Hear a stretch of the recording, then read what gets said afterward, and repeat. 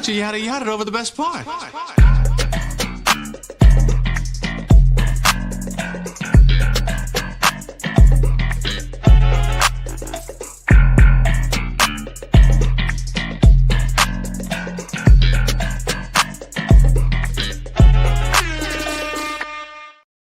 Yeah, ladies and gentlemen, welcome to another Sunday afternoon, which means we are back with another episode of the Yadda Yadda Podcast, episode 149, to be exact. It's the kid Joe Cornell in the building. We got Black Hyphy here, Nelson Sebastian, and we got Sav here, holding it down, man. The whole crew's here. River's here in spirit, as always. She couldn't make it today, but we holding it down for her. Gentlemen, it's a Sunday in Kansas City. How are we feeling today?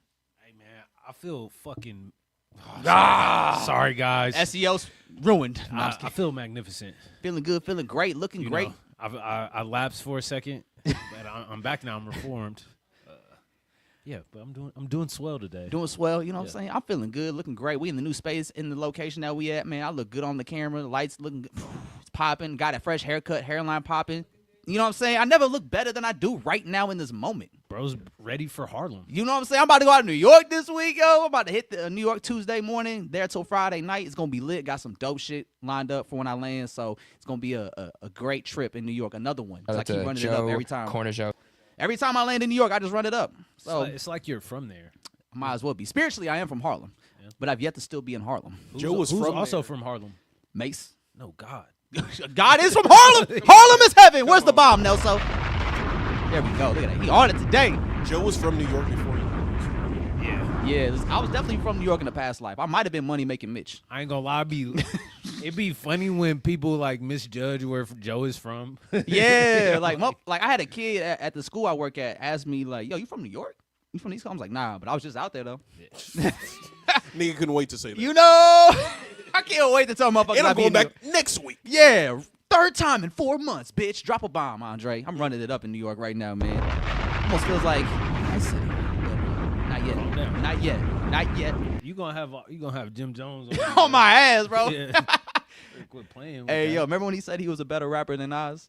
Or he had a better discography or some shit? That's crazy. Man, remember that argument? Remember that? I don't be entertaining shit like that. Hey, I remember on TikTok. Shout out to our TikTok followers, man. They be really interactive. A lot of great conversations that be happening on our videos over there, man. So shout out to our TikTok followers. But I remember during that video, we were talking about Jim Jones saying he was either a better rapper than Nas or had a better discography than Nas. Somebody commented and said, no one's ever said Biggie, Jay-Z, Jim Jones. I was like, that might be like my favorite TikTok comment I've seen yet on one of our videos. But like, yeah, man, I don't want to have to check in with Jim Jones, man. Nah, I actually watched his interview with Joe Budden. Yeah, Jim Jones? Yeah, it was cool. Nice. I like that. I don't, you know. Like, I respect Jim Jones' legacy. It's a little outlandish from time to time. And I do think how Dipset's legacy has kind of fallen in the rubble over the last few years since they're not as cool or close as they used to be. It's kind of made a lot of them, I guess more so Jewels and Jim Jones, look kind of silly in terms of how they've been handling, like, maneuvering on their own and doing what they're doing. But Jim Jones still gets a lot of respect in the game. Like, Playboy Carti respects him. Kanye was still in his clothes when they were hanging out together for a little bit. Like, motherfuckers do fuck with Jim Jones and do respect him. He just, Jim Jones just has his Jim Jones moments. Like, oh my God, all this money fell out my pocket. Oh no. Yeah. No. He still got that love and hip hop in him. Man, bro. And you know what? Motherfuckers that have been on Love and Hip Hop have a hard time shaking that.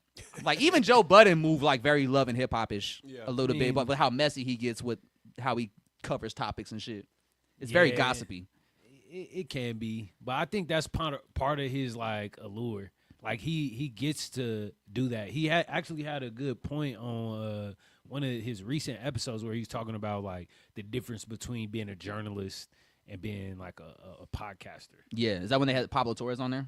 No, not that one. But it was the one like right before that. He was basically saying like a journalist, they do all the research and they got a fact check and there's a certain, like art form to it, but a podcaster, I get to just come up here and just let it fly. Yeah, no research. And I don't be having crazy hot takes like that, but I definitely, admire the journalists and the people that do all the research. Yeah, and that's why I also do have I always do get a little annoyed when I see people say like streamers are the new journalists or podcasters are the new journalists, and it's like streamers and podcasters can be journalists if they have a background of working in journalism, because I think there is a lot of criteria and a lot of standards that come with being a journalist, and that's something I learned in school, like when I was getting a major in broadcasting. Yeah. Like you learn how to be a proper journalist. Like you take classes on how to write stories and how to cover topics and how to get facts. Yeah. Like there's a lot of steps and processes that comes with being a real journalist, and a lot of people like podcasters and streamers that just do it on the regular and that don't meet that criteria. No, and definitely can appreciate those that are taking the time to, meet those standards, because some of the streaming takes we be getting. Yeah, like I'm gonna tell y'all right now, a lot of bullshit. Ish is not a journalist. Okay, don't take Ish's word as law. Like Ish could probably give you some good advice on real estate. Anything else he talk about, he's very ignorant on. Like it should be having wild takes. Wild takes, like the Karen, if you had a sexual predator living next door to you, was a crazy take. Like it comes back to the last pod where I said Joe Budden has some takes that I just don't need to hear, and a lot of them come from Ish. Okay, there's a little bit more context to that.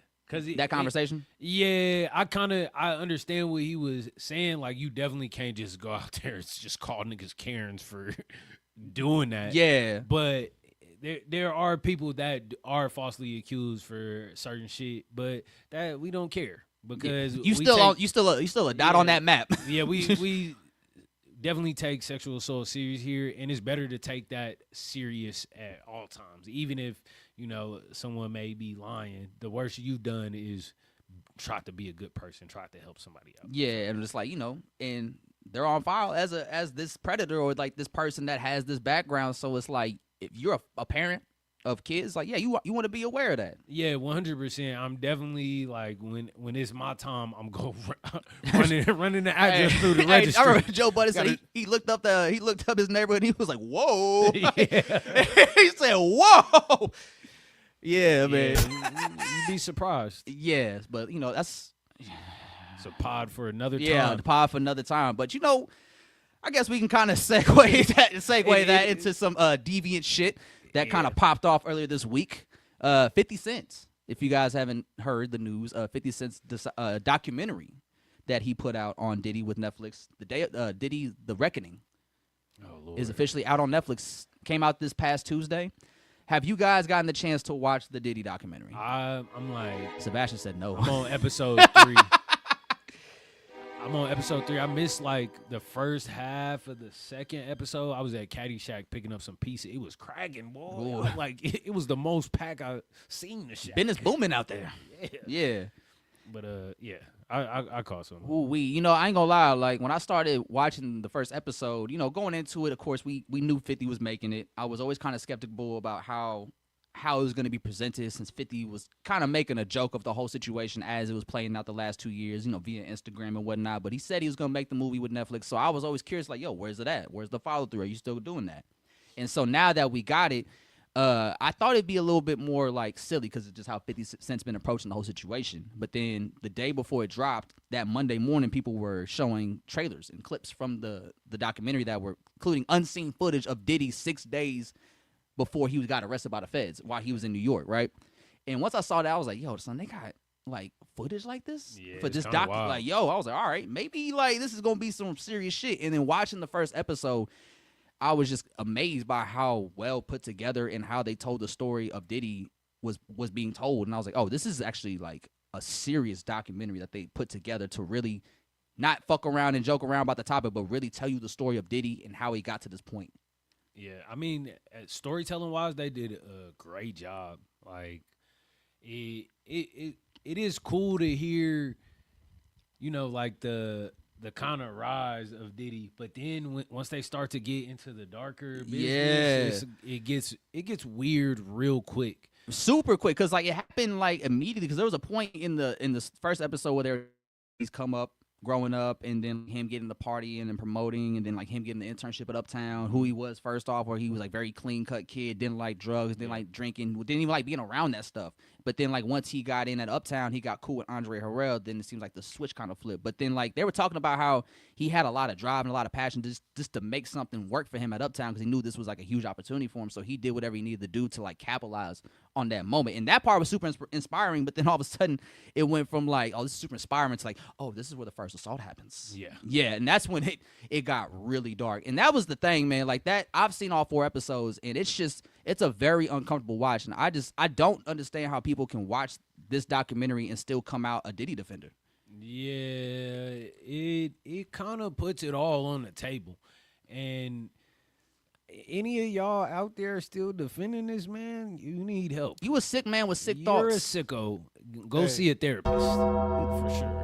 Or, let's leave it at see a therapist because I'm about to say something way worse. Because, like, at this point, man, like, no. Like, anybody defending Diddy after this documentary is like, you weird. Yeah. You a straight up weirdo. And I'm assuming you defend him because you want to be like Diddy. You heard shit happening with Diddy in this documentary, or you heard the stories about him having freak offs or him treating women like a certain way, and you want to be like that. You want to be like Diddy. That's why you mad Diddy's being held accountable. You know, it's a lot of people in the documentary, too, where I'm kind of looking at him with a side eye of, like, you was there letting him do that shit. It's like he was getting money though. Yeah. You was Come on, there, bro. You was definitely co-signing that. You was at the Diddy parties watching the video like, like, having a good time and shit. And that was another thing that I was really surprised by. Is like who they got in this documentary was like, whoa, like they got the shorty from Dirty Money, not Dawn, but her other person that was in Dirty Money. They got the co-founder, Kirk.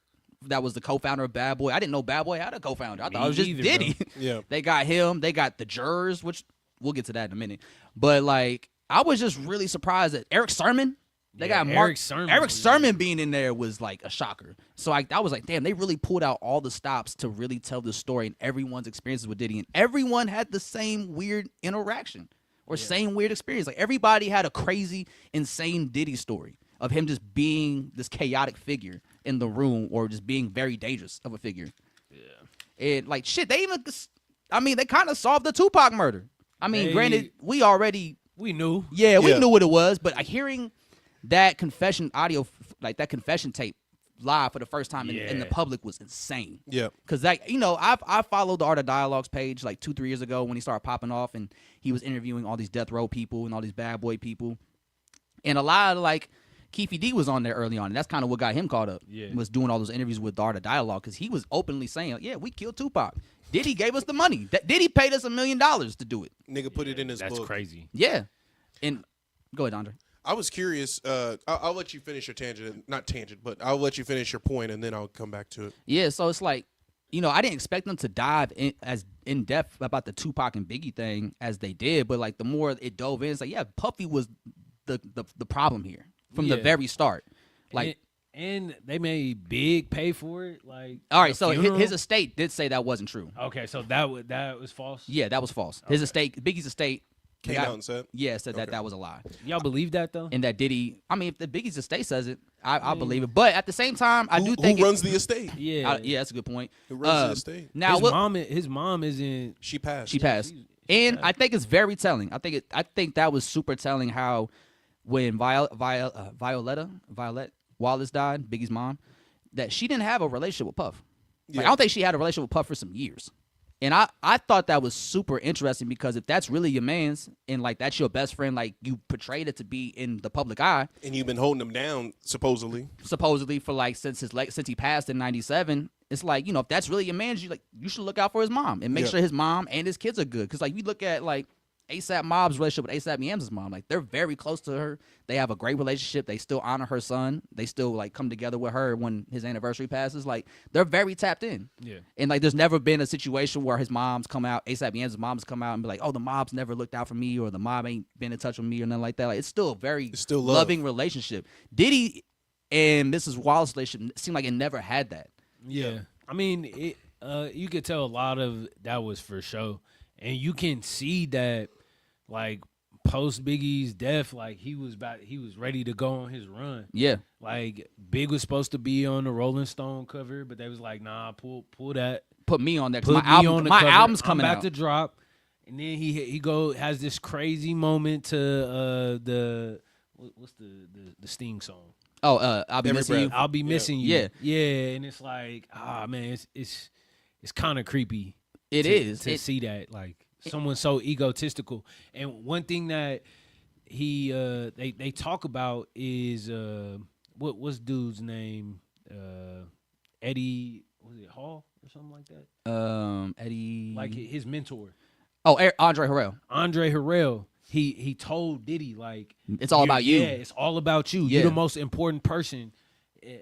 Fuck what the artist got to say. You're the most important person, and he took that to heart. And you see it the whole time. Like, he couldn't wait to be like in the guy. Spotlight. Yeah, and especially with how he approached like what he wanted in life, because he would always be jealous of those above him or those he looked up to, because eventually he got close to these people and he would see them like, okay, you got the girl that I want. Yeah, I need to like get you out your position so I can get your girl, because that's what I got to do to be in your position, is take your girl from you. And so like him doing that with like Al B. Shore, Eric Sermon, anybody like Pac, Suge, anybody that he had issues with or he wanted to be in position like, that was his first go-to. Like, I'm gonna steal your woman. Yeah. And that's just like, that's a sick way of looking at it. And it's like, on top of that, it's like you would go behind your homeboys' back, steal their women, and then you beat them. Yeah. Like, every girl he was in a relationship with, he got physically violent with. It's ridiculous, man. Like, he beat Misa outside of Uptown Records. Yeah, that was insane. Like, everybody saw him. And what whoever bro was that was the co-founder, he said he just his quote was insane. He was like, this is me kind of being the first of the Diddy kind of cult. Because he just let that shit slide. And that's the thing. I ain't going to lie to you. If I see any of y'all hitting a woman, I'm on your ass. I'm hitting you, nigga. Yeah. I'm on your And the ass. way they described him beating Misa outside the Uptown Records was like he was beating her until like a tire or some shit. Like, yeah, he like was some whooping crazy, her. Some crazy shit. And stories like that is enough to be like, hey, somebody need to Somebody got to get this man out the paint, man. And then like hearing like the Keefy D confession tape about Puffy paying them $1 million to kill Tupac and him flying people out from Harlem to come link up with their peoples to see if they need extra help. It seemed like no matter what was going to happen on September 7th, like Pac was going to get shot. Yeah. Because they were waiting at the club for them. And the only reason it took Suge and Pac so long to get there because they got pulled over on the way. Yeah. And since they got pulled over, Keefy D and Orlando and all of them were like, all right, let's just leave then since we can't find them. Oh, they're not here. And then they passed them up when they were pulled over because some girl saw Tupac and yelled out his name. And that's how they found out, like, oh, they are right, they right there. They turned around, hit the stoplight, got him.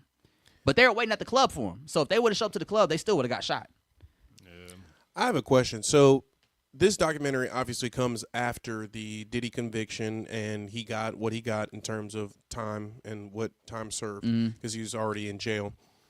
Do you think that he would have gotten more time if this would have came out like while the trial was still pending? Because the R. Kelly documentary, the 6-parter, whatever the fuck, came out in 2019 before he even got convicted. Before there was always rumblings for R. Kelly, but it wasn't really until they put the cameras down and put the documentary out in which he got 30 years. So do you think that if this came out earlier, that this would have had a greater effect on him in prison right now? No, I think people just kind of looked at it as like a slam piece to kick Diddy down while he's already down. And like that's something I've been seeing people use as an excuse to justify Diddy or whatever. It was like, 50 is kicking another man while he's already down. That's some sucker shit. I'm like, no, bro. The shit Diddy was doing was sucker shit. Like the way Diddy was treating women, people around him, and just like overall people in general by like treating their life like it was nothing. Like that's sucker shit. Like I don't give a fuck about Diddy being down while we kick him. Like he's a piece of shit. Like Diddy should die in prison, realistically. Like if in a perfect world, Diddy's dying in that prison. Yeah. I don't know if it changes like the conviction. I'm not sure how the legal system works. I'm just saying like the jury would probably have more things in their head to give him the, the book. But even then, like there was a story. Go ahead. I feel like it was already enough that was on the table for them to like go hard at Diddy. But the money is money. Like public opinion is going to sway regardless. That's something they harped on in the documentary. Like the last episode before Diddy got arrested, like he was getting all the news about the Dawn hit him with a civil suit for rape during their time in Dirty Money. Yeah. And so, like, at one point, him and Diddy's walking down the street with his son, and he was like, I need you to find any clip of, like, Dawn speaking highly about me during their time working together. Like, we need to really start pushing this narrative, like, that she's lying and that she actually had a good time working around with me when we were together. So, like, they talk in depth about pushing propaganda and trying to push narratives online, because that's something Diddy, that's another sick thing that Diddy did, bro. Like, you really see in this documentary how much his sons are involved in this lifestyle with him. Like, they were having freak-offs together. Yeah, that is like wild. that's I haven't weird. gotten to that. Like, part is that yet. what y'all want to defend? Like, is that who y'all want to be? Because I just don't understand, like, anybody defending Diddy at this point We cannot be protecting predators. We're right. at all. At all. Like, and just seeing how he moved, and it's like, and there was another scene that was super. Like, this is when I realized, like, Diddy is having an OJ moment. Yeah. So at the end, on the last R. Kelly moment, low key. well, yeah, but at the end at the last episode, Diddy's in Harlem because he's in New York for the trial or whatever, and it's like a couple of days before he gets arrested. And you know, Diddy goes back to Harlem. He's being amongst the people, shaking everybody's hands, everybody's dapping him up, taking pictures with him, yada yada yada. You know, once he finally leaves Harlem, gets in his car. As soon as he gets in his car, he goes, yo, I need hand sanitizer. I feel filthy. I feel dirty. I need a bath, a salt bath to wash myself. I've been amongst the people. And it's like how he was talking about his interactions being amongst regular people was just like almost like he doesn't see himself as one of them. Yeah, he definitely sees himself as like some king, some godly figure. Nah, and there was another. How do you get to that point, though? Because it's Diddy. Like, Diddy always thought he was larger than life, and that's how he made himself larger than life. But then eventually, like, if you just push this constant I'm larger than life mentality for years and decades at a time, you are going to get a point to where you do think you are larger than life. Like, there's a moment in there where him and Lil Rod are working on the Love album, and Diddy's struggling to get 7 bars down. And Lil Rod tried to help him by trying to, you know, mimicking what Diddy's trying to say, and Diddy was like, hey, don't do that. Don't never do that. And then he sits down, and he starts having a speech to the camera that's filming them, and he starts comparing himself to, like, God type shit. And it was, like, super uncomfortable to watch because, you know, if the situation wasn't going down that we're watching this documentary play out as, this would be an inspirational, like, little speech you're giving us. But now that we know what you did and who you are and, like, how you move, this seems really dark. Because you really do think you like God amongst us. Man, it changes that shit on Mastermind. Yeah. That speech, yeah. Yeah, it changes it entirely for me, you know, because that was something I heard and I was like, yo, this fire. It's like, this is a classic Diddy rant. But to speak to what you're saying, how someone gets like this, like they go into his upbringing and how he was like the son of a hustler, right? His dad was a hustler. His mom, you know, was working a bunch of jobs. Club worker. Yeah, working at an after-hours spot. Like, you know, that, and she probably put that in his head, too. Yeah. So some of these things, like, it was already there. On some Oedipus shit almost. Yeah, but then you mix that with, like, fame and power and drugs like that, that's going to skyrocket all of these things. You know, the saying that money doesn't make you a different person, it just makes you more who you are. Like, I believe that is what we seeing right now.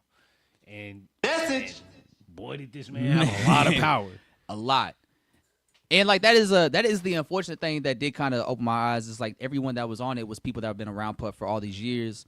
And like you said, it's like they kind of was enablers because they were getting something from Puff. Yeah. It's like either like you're giving me opportunities, you're giving me money, or you're, you know, promise me something, like, or that's how you groom people. He's like, I promise you I'm gonna get you this, I'm gonna get you that, you're gonna have this much money, this much this big of a house, and then he never does it because that's how he lures them in. Yeah. And that's how he wins them over with his grooming tactics. But then it's like Lil Rod, for example, like I'm not discrediting Lil Rod's story by any means. I do believe everything that he says happened to him. But at the same time, Lil Rod didn't come forward until he realized like Diddy was just not going to pay him for his contributions to this album. Yeah. And that was the only way he could go about it. But like even like Lil Rod's story was insane. Like I remember when it came out, like Lil Rod was telling the story about when Diddy and Justin shot somebody in the bathroom. I don't know if y'all remember that story from like a year or two ago. Yeah. Like, somebody got shot in Diddy's house in Miami, and Lil Rod was there, and he said, I just saw Justin and Diddy go into the bathroom with this guy. A few minutes later, I hear gunshots. I walk in the bathroom, they walk out, and I see the guy on the floor, and I'm like, yo, somebody help this man. So I'm trying to help this guy. I call the ambulance. The ambulance shows up, but then, like, they're parked down the street. They wouldn't come to the house, so I had to run down there and be like, yo, what y'all doing? Like, get down here. And they're like, we're waiting for the cops to get here. We can't enter the property until the cops get here. And so they had to wait for the cops to get there. Little Rod goes in the house, and Diddy's like, hey, well, no matter what you tell them, you will tell them he was not shot here. And so that's what he told him. And he said the ambulance took the guy, and he said, I never saw him again. I don't even know who that was. And he said after that, everybody went back to the studio and just act like nothing happened. And then on top of that, he said, how the hell? Wait. How the hell is that nigga just allowed to say that and then not face anything or any repercussions upon accomplice to whatever that crime would be? Yeah, it's what gotta the fuck be is that? A crime for sure. Like that, I don't get it either. That's sick. Also, Diddy also has cops on payrolls. Yep. So, like, especially in Miami, like, you're a very, very powerful figure. Like, you have a lot of money, obviously. Bringing money to the community. And bringing money to the community, too. So, it's like, you're obviously going to have that leeway and that protection if some shit does pop off at your house because everybody knows what's going on here. It's no secret. And that's another thing that's driving me insane about these Diddy defenders because before this whole Diddy shit popped off, the theories, the rumors, and the overall perception of Diddy was always like he's got something weird going on. People have been saying that on the internet for years. I've watched numerous people over the years say Diddy was like gay, Diddy was weird, Diddy had pot killed, Diddy did this, Diddy did that. There's always been like a weird energy that people have always speculated Diddy had. Yeah. And then the minute all that shit gets proven to us, all of a sudden you want to say free Diddy now. Niggas always doing the free game, and it's like, some of these niggas need to sit. Some of them need to go to jail. Yeah. It's okay to wish jail on bad people. Yeah. Like stop thinking because like that's your peer or that's your person that you don't want to wish prison on them. I don't give a fuck how much SPN's music influenced Mexican rap. He's a piece of shit that should go to jail. If I would got on this platform, it's like, man, SPN was a legend for Mexican rappers. Like, I would never wish another Mexican go to jail, no matter what kind of inappropriate relationships we have with children. I would sound stupid. What inappropriate? Like, and like that's how a lot of y'all sound. A lot of y'all sound stupid trying to defend Diddy with this shit. Like, Diddy did a lot of sick shit. Why are you defending him? What is it about Diddy that's defendable? Literally, bro. I don't know what it is because it's all horrible shit. Bro, music can't be that good to where we just discount serious ass crimes and serious allegations. That's it. Like, I mean, at what point, like, the art ain't that good, bro. I can close my ears, I can shut my eyes. The movies and the shit that this nigga was doing, it can't be that good to where we just discount human life. I definitely think it's like it's money. Yeah. That's like a big player and shit. It's for the inner circle. Yeah, just for people that is gonna be compliant and complicit and shit like that, it's money. Like you're getting something out of your lifestyle that is like, you know, that is allowing for you to ignore all of this foul shit that's happening. Now you witnessing and seeing. Literally. And to the average like viewer or that the average fan is like, I don't know what you got going on in your life to where it's like you could still be behind this. You probably believe anything, you know. Oh, like they just trying to tear Diddy down. Yeah, like no, Diddy did it himself. Like this is not the '60s, tearing a black man down. Like that shit bullshit too. Like it's not the '60s no more, bro. There are conspiracies to tear down black men, but when a black man is at such a high pedestal to where he's paying off police, paying off paramedics, they won't even enter his house. Where they do that at? Man, if there's an emergency where somebody's shot, paramedics got to get in the house. Literally, where do they do that at? Yeah. So, hell no. Ain't no conspiracy. Like, all skin folk ain't kinfolk. Literally. It's not, there's no conspiracy. The nigga did it. Yeah. Yeah. And it's proof. Literally, bro. And it just super annoyed me, man, when people just try to find any like silver lining for the Diddy situation. I'm like, no, he did all of that shit. Like, yes, he wasn't charged for domestic violence, but he beat a lot of women. On camera. On camera. He raped a lot of women. He raped the first girl on camera and then played it at house parties. Man, that part was hard to watch. And just hearing her, you know, just talk about it. And she tried to, you know, bring it up to other people. And she was getting responses like, oh, I won't be able to go to the parties no more. Yeah. Like, what? Or like even when she confronted Diddy about it some years later, he got on his knees and said, I did not do that. And like, that seems guilty in itself. Like, why are you on your knees saying you didn't do this thing? Yeah.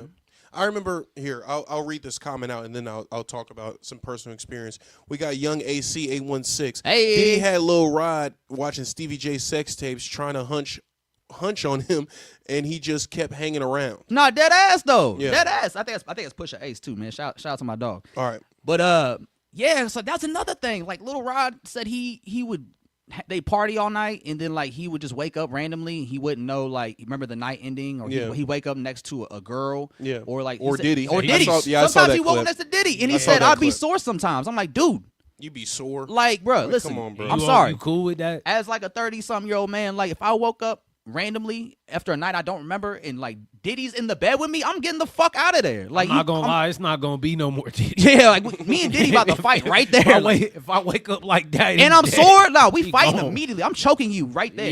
Yeah, Like, yeah. bro. And I got the upper hand. I woke up before you. Yeah, nigga. I'm smashing a lamp over your head or something. Like, I'm out of here. I'm getting You out of outta here. yeah, bro, like, and and it kind of does come back to like everybody was complicit until they didn't get their money. Yeah. Like Yeah. the Cassie lawsuit, I'm not discrediting her, but the Cassie lawsuit did go through because he didn't pay her the money that she wanted. Yeah. Like if he would have paid her the shit, like the $1 million or whatever that they agreed to, then Might have not even been in jail. there's never a situation like this. Yeah. Yeah. So what I was going to bring up, there was this situation at my college in which some crazy shit was going down, and I confronted the guy that had the allegations towards him, and I go, "Yo, what's going on with this? What the blah blah blah?" And he goes, "What if in 3 months it comes out that I didn't do it?" Nigga, what if? Ain't no what if. If I'm accused of something, I'm saying I didn't do it. Pure. Ain't no what if. Ain't no what Ain't no if. I didn't do it. It's not gonna come out. I'm telling you right now that it's not what it is. Yeah, why are we waiting for this to be revealed? Exactly, Like, bro. why Ain't can't no, you just say it right literally, ain't no revealing. You're revealing yourself to me. You're revealing your true colors to me. So yeah, bro, we don't stand for none of that shit. Lil Rod and the people that were around him are just as complicit just because You like, a victim, but you was complicit to an extent. yeah. And When I'm the not. money That's not dry victim blaming. That's not victim blaming. That's I'm not victim I'm not blaming. saying like y'all didn't like you guys were the ones in the wrong. Like no, but it's just like everybody had a breaking point with Diddy. If you saw a nigga get shot, heard gunshots in the same area that you're at, you're See, that's- complicit in a crime. Anybody from Kansas City would be like, "Hey, man, another day." Yeah. Anywho, let's get in the studio and make some bangers, Diddy. That's crazy. we used to gunshots around here. Lil Rod not from that area. Niggas, not in the niggas house. bust shots at the Chiefs when they make a touchdown. You feel me? Like my folks will just shoot off rounds because it's midnight. That shit regular out here. Like I don't give a fuck about no gunshots. Let's go to a sideshow. I'm sure Diddy's house is big enough to where I wouldn't even notice that shit. Lil Rod said I thought that was a sound effect I hit. That's horrible, bro. Yeah. Of course. How convenient. Yeah. That gunshot sound real nice. Holy shit. That's why I'd be surprised. It's realistic. Like What you Chase B, Travis Scott's DJ. Yeah. Like Chase B, he puts gunshot sound effects in their live shows, and them shits be sounding clear. So I'm like, bro, it's a little risky to do in America. Like, Yeah. Little bit, you can yeah. start a riot right here with that gunshot. Yeah, Clear out the room. real fast. Careful Yeah. with that. We already know riot. how, you know what I'm saying? Especially at Travis Scott shows. But come back to Andre's point, man. I just like Diddy's, like, we're the generation that grew up on Diddy's era, like Diddy's music. Like Diddy had a huge hand in shaping a lot of music that our parents grew up on, we grew up on. And it's like it's kind of one of the things where it's like you've been around us for so many years and decades of just being involved in music, whether it be like from like mainstream music, hip hop music, R&B music. You've had your hand in a lot of shit that's been legendary over the years. But at the end of the day, given what you've done, like that's not enough to make me just justify you getting out of jail or like being okay with you doing all these things. Because it's like, yeah, the music's amazing. It's a lot of legendary music that impacted me in my childhood growing up and make me who I am today. But at the end of the day, man, like I don't need none of that music. Like Nigga, fuck my childhood. And yeah, fuck like you. fuck you. Like I don't. As soon as R. Kelly got arrested with all that shit, I never played "I Believe I Can Fly Again." Ever. I don't need to. I don't care. Like what you've done is so disgusting. I can't support you in any way, shape, or form and be okay with that. Like I don't need to play R. Kelly music. I don't need to play Diddy's music. I never did in the first place. I didn't play Diddy's solo music. It ain't gonna be the same either. Yeah. No. Because now this is what I associate with you. And this is every what I time. know. This is what I know you be on. This is what I know to be true. So why the fuck would I play your shit? Literally, bro. And then on top of that, like that sick shit he does on Biggie's anniversary, where he has a freak off every Biggie anniversary. Like that's sick. Yeah. Like that's super sick. Like that's how not you want to normal. honor your friend. Your supposed friend. Yeah. Your supposed friend. And the thing is, if you watch a lot of the Art of Dialogue interviews from like when he was doing a lot of Bad Boy interviews and shit, everybody that was on Bad Boy said like, yeah, Biggie didn't like Puff. Like they weren't friends. Like Puff wanted to be friends with him, best friends, but like Biggie didn't like him. Like Biggie was trying to leave Bad Boy. And that's why like they gave Biggie such a great deal before he passed, because like Biggie wanted to leave. He was gonna leave Bad Boy and create his own thing with like the commission and shit. But then, Diddy was able to keep him by giving him a great contract. But then once Biggie died, Diddy wanted his business partner moved to, all that money to back renege the contract See, that favors Bad Boy. All that shit is hella fishy. Yeah. You know what I'm saying? Now I could see like what's the probable cause? Like I could see a reason for Diddy want to get him out of there, you know. And man, the writing on the wall. Do y'all think that the music industry specifically has to be like this? Why does it have to be predatory? Why do we take things that we have seen like tear us apart as black people and people of color and bring those practices to other black people? I don't understand that. I don't think people really be like working through their trauma. So it's like I got fucked over. I'm a fuck over somebody. Yeah. Else This is how the world is. Yeah. Like a lot of people, their idea of freedom from something is becoming their oppressor. Yeah. Like that's not the way. Message.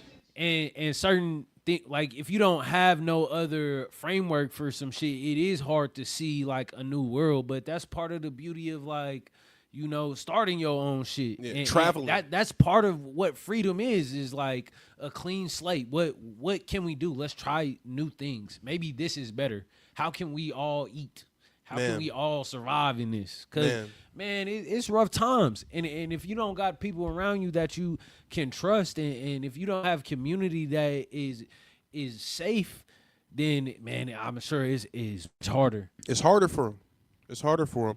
I do want to, speaking of business, I want to get on the exit. We can go right back onto the music shit. But did y'all see what was announced on Friday morning? Yes. That will change the film industry. Oh yeah. Netflix is gonna buy Warner Brothers. They already did. It hasn't gone through yet. It's not gone through. It'll take about a year and a half to go through the Congress and the international courts. Hopefully it does not go through. But if you hadn't heard, Netflix won the bid to buy Warner Brothers from Discovery, and ultimately, it would be terrible for not only the movie industry, but creative industries across the board. If this does happen, we'll likely see the end of regular movies and them premiering in theaters and having a long shelf life in theaters. Exactly. They're probably like a 2-week window. It might be a 2-day window, bro. That's even crazy. That might be a 2-day window. Like that's gonna really rock the whole industry because they already had a whole strike about just like streaming services and like getting AI and like all that shit. Because like actors are already kind of wondering like how are we gonna make money from streaming movies because you don't show us residuals, you don't show us none of that. Like with TVs, and they don't DVD get sales, residuals. They don't because like they got residuals from like if a TV show's playing your show all the time, that's residual checks. Yeah, like if somebody buys your box set DVD, that's residual checks. So basic like, TV. Yeah, like any channel that was showing your show regularly, you were getting residual checks for every episode. Yeah. But now that streaming's so weird and has a lot of open-ended questions and answers, it's like no one really knows how we're going to get money from this. Yes. There's proprietary systems in which Netflix doesn't have to show their numbers. They're a global company. They don't have to show they work to their own rule, beat to their own drum. They don't have to show you their numbers at all. They do it because it puts them in a good light in terms of Nielsen, and that's the billboard of streamers and whatnot. So they do it for that, for clout. But if a show does bad, you think they're gonna share their numbers with them? Hell no. No, that's something they took away the rating system. Exactly. Just because shit was getting bad for some people, and because the influx of AI, bro. You clicked on this, you stayed on this, you hovered on this. We're going to show you more of this. Well, no, I want to watch the new whatever the fuck that is on the homepage. Yeah. What happened to the homepage? So if this does go through, the number 1 streamer buying the number 3 streamer is insane work. It's insane work. It's like the AI bubble where like it's becoming to where like only 4 companies run this whole thing and they're just all exchanging like billions of dollars between each other. Yeah. So best case scenario, before this was even rumored to happen or confirmed, I was hoping that Apple would buy Warner Brothers just so that it wouldn't be number 1 buying number 3. It's like, who do you know has Apple TV? You know what I'm saying? Very Apple few TV people. Plus is very few, right?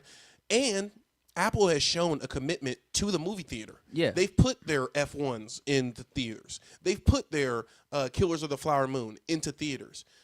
And they really focus on making high quality like productions. Exactly. They want to be acclaimed. They want to be on the Oscar stage. Those traditional infrastructures still are valued by Apple. So that's what I was hoping that would happen. Either that or Paramount but there is susness with Paramount having it being broken off into its own company, and it's being owned by people who are very close to Trump and his cabinet cohorts.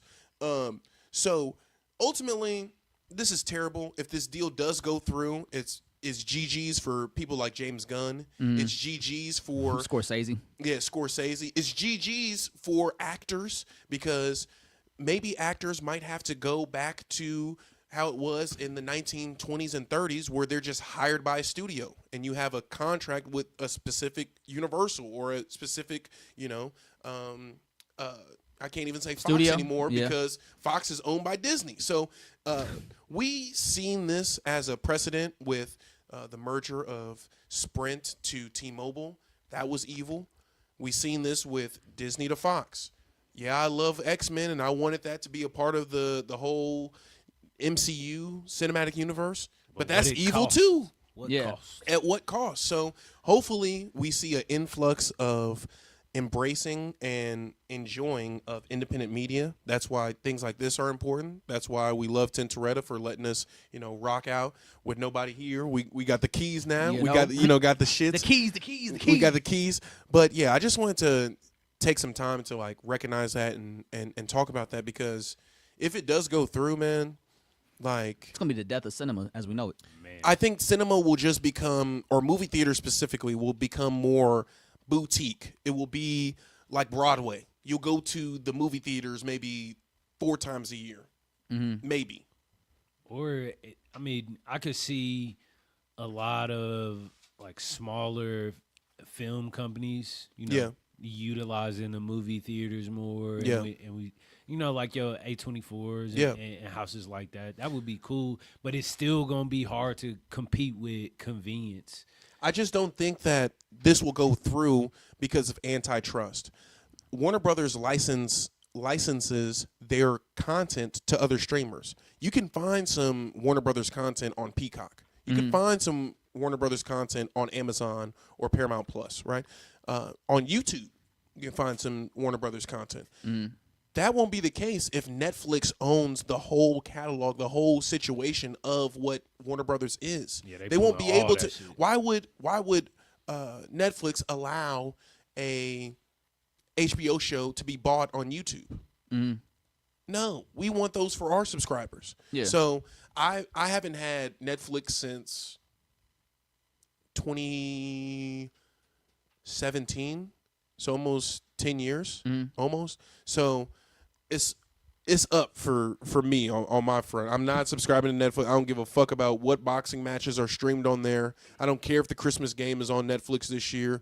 I'm bootlegging that shit. I'm gonna FCC or whoever is head of the airways, y'all gonna have to see me, because fuck Netflix, fuck this administration, and fuck Discovery for Buying HBO in the first place. buying Warner Brothers and pimping it out to anybody who wants it and twerking for it. So if it doesn't go through, Warner Brothers is still guaranteed at least $5 billion from the sale. That was the thing that pushed it over the edge. They evaluated Warner Brothers stocks at, I think it was $28 per share. So that's what drove up the $1 billion price. But what set Netflix apart was that they also included that $5 billion guarantee that even if it doesn't go through, they will still get paid. So fuck David Zaslav, fuck Warner Brothers Discovery, and fuck Netflix. That's crazy, man. That's all I got to say. That's crazy. That dirty money. $5 billion guaranteed. $5 billion guaranteed. Crazy. Fuck Netflix. And just to be like, we tried. Yeah. Oh, we college distracted try. you. Yeah. No Epstein files. Wait, I thought they opened that up. That's a whole ordeal in itself. They still ain't released it. They haven't released it. No. Bye, Sav. Bye, Sav. Bye Take bye. it easy. But I guess just to help wrap up this Diddy convo real quick, because I Yes. just kind of go back to what you were saying, why do we keep continuing these practices Yeah. on other people with our our complexion or like our story or whatever. Yeah, why do we protect these people? You know Uncle David is creepy. Why are you inviting him to the cookout? Or like, why are you allowing this to continue on for all these decades? But I think that really is just how things used to be in the old guard of the music industry. And I think it really did operate in just like that kind of power structure and that kind of abuse system when it comes to like taking advantage of people that want opportunities and want their lives changed for the better. It's like, okay. That are desperate, yeah. They're desperate, yeah. They're desperate for like this moment. That's kind of like why I think at that moment where Diddy was showing Lil Rod videos of people like men having sex with each other. He's like, yeah, this is how you got to make it in the industry. You know, this is what you got to do. And like, I think that's really like how Diddy was operating. Like Diddy was just working in a space where like, oh, if you want your life to change and all your dreams to come true here at Bad Boy Records, like this is what I need you to do for me. And since like maybe that's how Diddy came into the game. Maybe that's what Andre Harrell was on, because it's like Diddy didn't start getting into all that shit until like he got really close with Andre Harrell. Then he started doing drugs, he started drinking and whatnot, and then he became the Diddy that he became today. And so I really think that's just how it was. And then Diddy, as Diddy got more powerful, it's like no one's telling Diddy no. I definitely feel like he's not the only one. There are other people that's in positions of power that probably don't like to be in the limelight as much. As we saw Harvey Weinstein. Yeah. And them niggas in Miramax are complicit too. At the Harvey Weinstein company, they complicit too. You know what I'm saying? I'm like looking at you weird, hey, Tarantino. Hey, y'all could say what you want about Dame Dash, but Dame Dash was the one person that told Harvey Weinstein to fuck off because they distributed Paid in Full. Yeah. Yeah. And so like that's the reason they got held up for a while, because they made the movie in like 2000, 2001. It was like a young Cameron. So like by the time Cameron blew up in 2002 would Come Home With Me, he didn't look like he did in Paid in Full, but I think Paid in Full came out around that same time. Yeah. And so, but the reason there was a holdup was because Harvey Weinstein was causing issues with the movie, because Dame Dash heard that Harvey Weinstein was being weird with one of his homegirls. And so he confronted him about it. He's like, yo, don't fucking do that weird shit with my homegirl. And then as a result, you know, Dame yelling at the studio head, as a result, the studio head, Harvey Weinstein, was like, all right, I'm going to hold your movie then. Yeah, and then that's how that whole ordeal came down. So, like, the people that do stand up to these people, like, obviously they never get heard from again. Yeah. Like, even the Bad Boy co-founder, he said he tried to sue Diddy first. He was the first person to sue Diddy. Yeah. But then it was so early, in it was Diddy was at a point where Diddy was just Diddy. Yeah. It was like 2000s, it looked like, from the footage. So it was just kind of written off as gossip. Yeah. It didn't make it far. Like, he tried to go through with the lawsuit, and it didn't get pushed through. Bro, it's evil, sick bro. Shit, yeah. Yeah, it is. And, you know, I don't care that 50 Cent has, you know, previous history with Diddy. Like, I don't give a fuck about their past being an issue with this. Like, I don't hold that against 50 when it comes to this documentary. Like, 50 told a story of a sick man with sick thoughts. And that's really what's most important. I don't give a fuck who told the story. If it's 50, so be it. He did a great job. It wasn't salacious. It was it's like a documentary on Diddy's life and all the sick shit he did. Yeah. Like, I don't care if they had an issue in the past. That doesn't mean anything to me when I'm watching this. Don't blame 50, blame Diddy. Exactly. Shout out to all the people that are speaking up on the right things, you know, even when it's not being heard. And shout out to you doing the right thing, having integrity in a room full of weirdos. Message. You know, in a world full of weirdos, it's starting to seem like, you know. Yeah. In a government full of weirdos. Man. In a government full of weirdos, dog. It's crazy because there was a story about Capricorn Clark where she was telling the breakdown of the day Diddy tried to kill Kid Cudi. And Diddy, deadass, he said what happened was Diddy was out of town for something. Cassie was kicking with Capricorn Clark while he was gone. She ended up going hanging out with Cudi for one night. And then the next day, she called Capricorn Clark and was like, hey, is it cool if Cudi goes on a hike with us today? And she was like, Cassie, you know this is going to be a problem, right? And Cassie didn't really understand like what she was meaning, because she was like, it's fine. He's just a friend. And she was like, no, Cassie, he can cheat on you, but you can't cheat on him. Like, this is going to be a huge ordeal.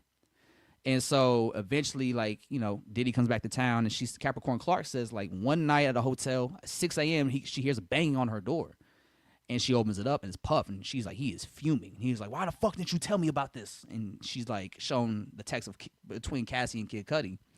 And he was like, get dressed. We're going to Kid Cudi's house right now. We're going to kill him. So she said he kidnapped her and forced her into the car and drove her to Kid Cudi's house. And she said, he held me at gunpoint in the car. He parks the car, and I saw him walk in the Kid Cudi's house. And she's like, all I could do was just pray that Cudi wasn't home. And she said while Diddy was inside, she called Cassie, and she was like, Cassie, what the fuck is going on? Like, where is Kid Cudi? And she was like, I'm with him right now. Yeah, like because we only heard the story about him blowing up Diddy's car, or Diddy blowing up Cuddy's car. Yeah. But we didn't hear the story about Diddy bum rushing Cuddy's house and going in with a gun to purposely kill him. And this was like, and then how do you get off on that? because the jury didn't believe it. The jury, this was, oh my God, this bitch was stupid. So this bitch that was one of the jurors said that she was skeptical about Capricorn Clark's testimony about the Kid Cudi and kidnapping story because of how emotional Capricorn Clark was getting during her testimony. Which means you was held at gunpoint. Yeah, like she was obviously reliving trauma that she hasn't uncovered in years, probably since it happened. Like that's something she buried and she was forced to Some of y'all relive. was paid, huh? Nah, and they talked about that, how Diddy's team was at the courthouse pushing propaganda amongst social media influencers. Yeah. Because she said they would, because the jury wasn't sequestered, I believe is that the term, where they keep them isolated. Yeah. Yeah, they weren't sequestered, so they had social media access and shit, so they would see the discourse on there. And one of the jurors was like, "Yeah, I would see people that were in the courthouse, give their reaction, their testimonies of what they saw that day, and it be the complete opposite of what actually went down." So Diddy's people were paying these influencers to say certain things to help sway public perception of Diddy. Diddy got crazy money, bro. We can't put it past him that he did some Russia 2016 shit where he's clouding up the algorithms, bro. Like everything is on available. It kind of changes my answer to the question you asked earlier, like of if this came out earlier. Yeah, it definitely probably would have changed that perception on shit. And he would have got 20. When he was on the phone with the lawyer, he was like, "Yo, I need y'all to talk to whoever from whatever country." I need like the best propaganda. Yeah, that was work with the nastiest. I'm like, whoa, like like there was to come back to his sons, like his son Justin was very, very much a compliance, because at one point, like when the lawsuit between Dawn and Diddy broke news, he was like, his son was like, yeah, we got to figure something out, and he was like, no, you need to figure something out because God told me to do nothing. Is this the same? Figure something out. Is this the same son that dated Cassie before Diddy? No, Cassie didn't date Diddy's son. It was Lori Harvey. You're right. Lori Harvey, yeah, is that same son though. Disgusting. You feel me? So just a sick man with sick thoughts, and I just don't understand how anybody. I thought when I finished this documentary, I was like, there's no way like anybody could ever defend this man ever again, because if you do, you're just a straight up weirdo. Like that. There's really no ifs, ands, or buts. I don't give a fuck what reasoning you give me, G Malone. Weirdo. Like I fuck with G Malone, but G Malone's stances on the whole Diddy situation have been terrible. Weird, and it's just like I don't fuck with nobody that defends Diddy, because there's nothing you could say that will justify it. Cat Williams said it probably happened. Saying sometimes you gotta tell Diddy no. Yeah, Cat Williams, and that's all I learned, man. Like I think Diddy just showed me like what never to become, or like what not to do if you ever get in like that position of power in music and access to not everything is for you, and you don't have to do everything. Hey, honestly, you shouldn't need this documentary to know to not move like this. To not do sick shit. Like, you shouldn't need that at all. We should just know better. Like, we should just know better. And I do think I'm really glad that Fifth did expose all of this, because it's a great way to pull back the curtain and to see all the sick, nasty shit that people always speculate was going on in the industry or with Diddy is actually true. And so now that we know that was true, and we see how nasty and destructive and just horrendous it got, we can know, like, okay, we need to make sure that going forward as an industry, we don't move like that no more. Can't accept this shit no more. And it starts at home, too, bro. I mentioned it earlier, but that creepy family member that has been creepy your whole life, it's time to stop inviting them, bro. Yeah. It's almost 2026. And it was, something that made me super uncomfortable in that documentary was when they was talking about just Diddy's kids and his sons, and he was like, yeah, Diddy's sons weren't raised to take over the family business. They were raised to be just like Diddy, in terms of like living like him. And so it's like your sons are really just raised to just be just like you and live how you live. So it's like I can't even look at your sons the same. And I just pray for your daughters, because he has 2 twin daughters that we don't really hear much about other than seeing them in pictures. But like I just pray that they are in safe hands, because it's like seeing that family and the grandma, and like I have a lot of questions for the mom, because I feel like she definitely had a hand in just Diddy becoming who he was early on. The mom. His mom, Diddy's mom. Combs' mom. Yeah, like even when his mom was in that interview and she was in the audience talking to them and talking about, yeah, I even worked late night at a night spot, and he didn't know that. And even the look on his face, you could tell how mad he was getting. Nah, I feel like he kind of knew. You think so? I think she was like, trying to be funny, but Diddy was like, nah, not right now. Yeah, that's like, not shut funny. up. This, this not the time to. But be that comes to the controlling factor of just like wanting to be in control of everybody around him. Yeah. Like there was even a video that went viral like a couple months ago. It was a video of Nipsey Hussle and Diddy in the studio finishing Victory Lap. They were working on like Blue Laces or something. And you know, the song itself is done or whatever. Like Nipsey's hella hype about what he's hearing, so he's like, yeah, he starts clapping and shit. And Diddy, I saw that. And Diddy was no like, clapping. Yeah, you stop all that clapping shit. And Nipsey was like, I'm gonna clap if I want to. And then Diddy kind of just grabs his wine and he goes, I wouldn't if I was you. And then like he plays the music again, and then like Diddy goes, Lord, I make you laugh. Am I funny to you? And then Nipsey is behind him and starts clapping again, even louder. Yeah. And then he's like, come on. He looks at Cassie and Lauren like, come on, clap, give it up. They start clapping and shit. And like Nipsey just kind of like made Diddy look like a fool in that moment. Yeah, like a little bitch. Yeah, but that another woman, I think it was Capricorn Clark, that brought up that with Diddy, it's like if you don't know him on a personal level, when he enters a room, he seems like he's a powerful person. But if you know Diddy as a person and you're alone with him, you see how small he really is. Yeah. Yeah. I mean, I don't think hurt people. Yeah, Exactly. 100%. I don't think power look like that. Yeah. Like we have this perception, and I will say money can definitely like have an impact on things, and you can buy people, but true power don't move like that At all. Yeah. So yeah, man, like sick man, sick thoughts. He should die in that prison. Unfortunately, he only got 50 months. But you know, I'm actually super fascinated to see what Diddy's transition to the outside world looks like. When shit like this happens, I feel like they're going to get him on some OJ shit where he comes out, gets a traffic ticket, and then they're going to get you on a whole bunch of charges. Yeah. And everything. Because they really gave OJ 10 years for stealing his shit back. he held up that poker game. It's over. I remember thinking, like, this nigga is a super villain. Like, you know, OJ was supposed to be the original Terminator. Mm-hmm. No. Yeah. But he went through the trial, and they were like, we can't hire this nigga. Man, I can't. He's literally a imagine Terminator. I can't imagine him. Can y'all see that? Like OJ is. Well, OJ was in films. Yeah. In the 90s. You ever see the Naked Gun movies? No, I never seen him. He has very good comedic timing, bro. Be honest with you. He's funny. He's funny. He's great. OJ definitely has some personality to him. Yeah. He was the first one of the first spokesmen for Hertz, the rental brand. Word. Yeah.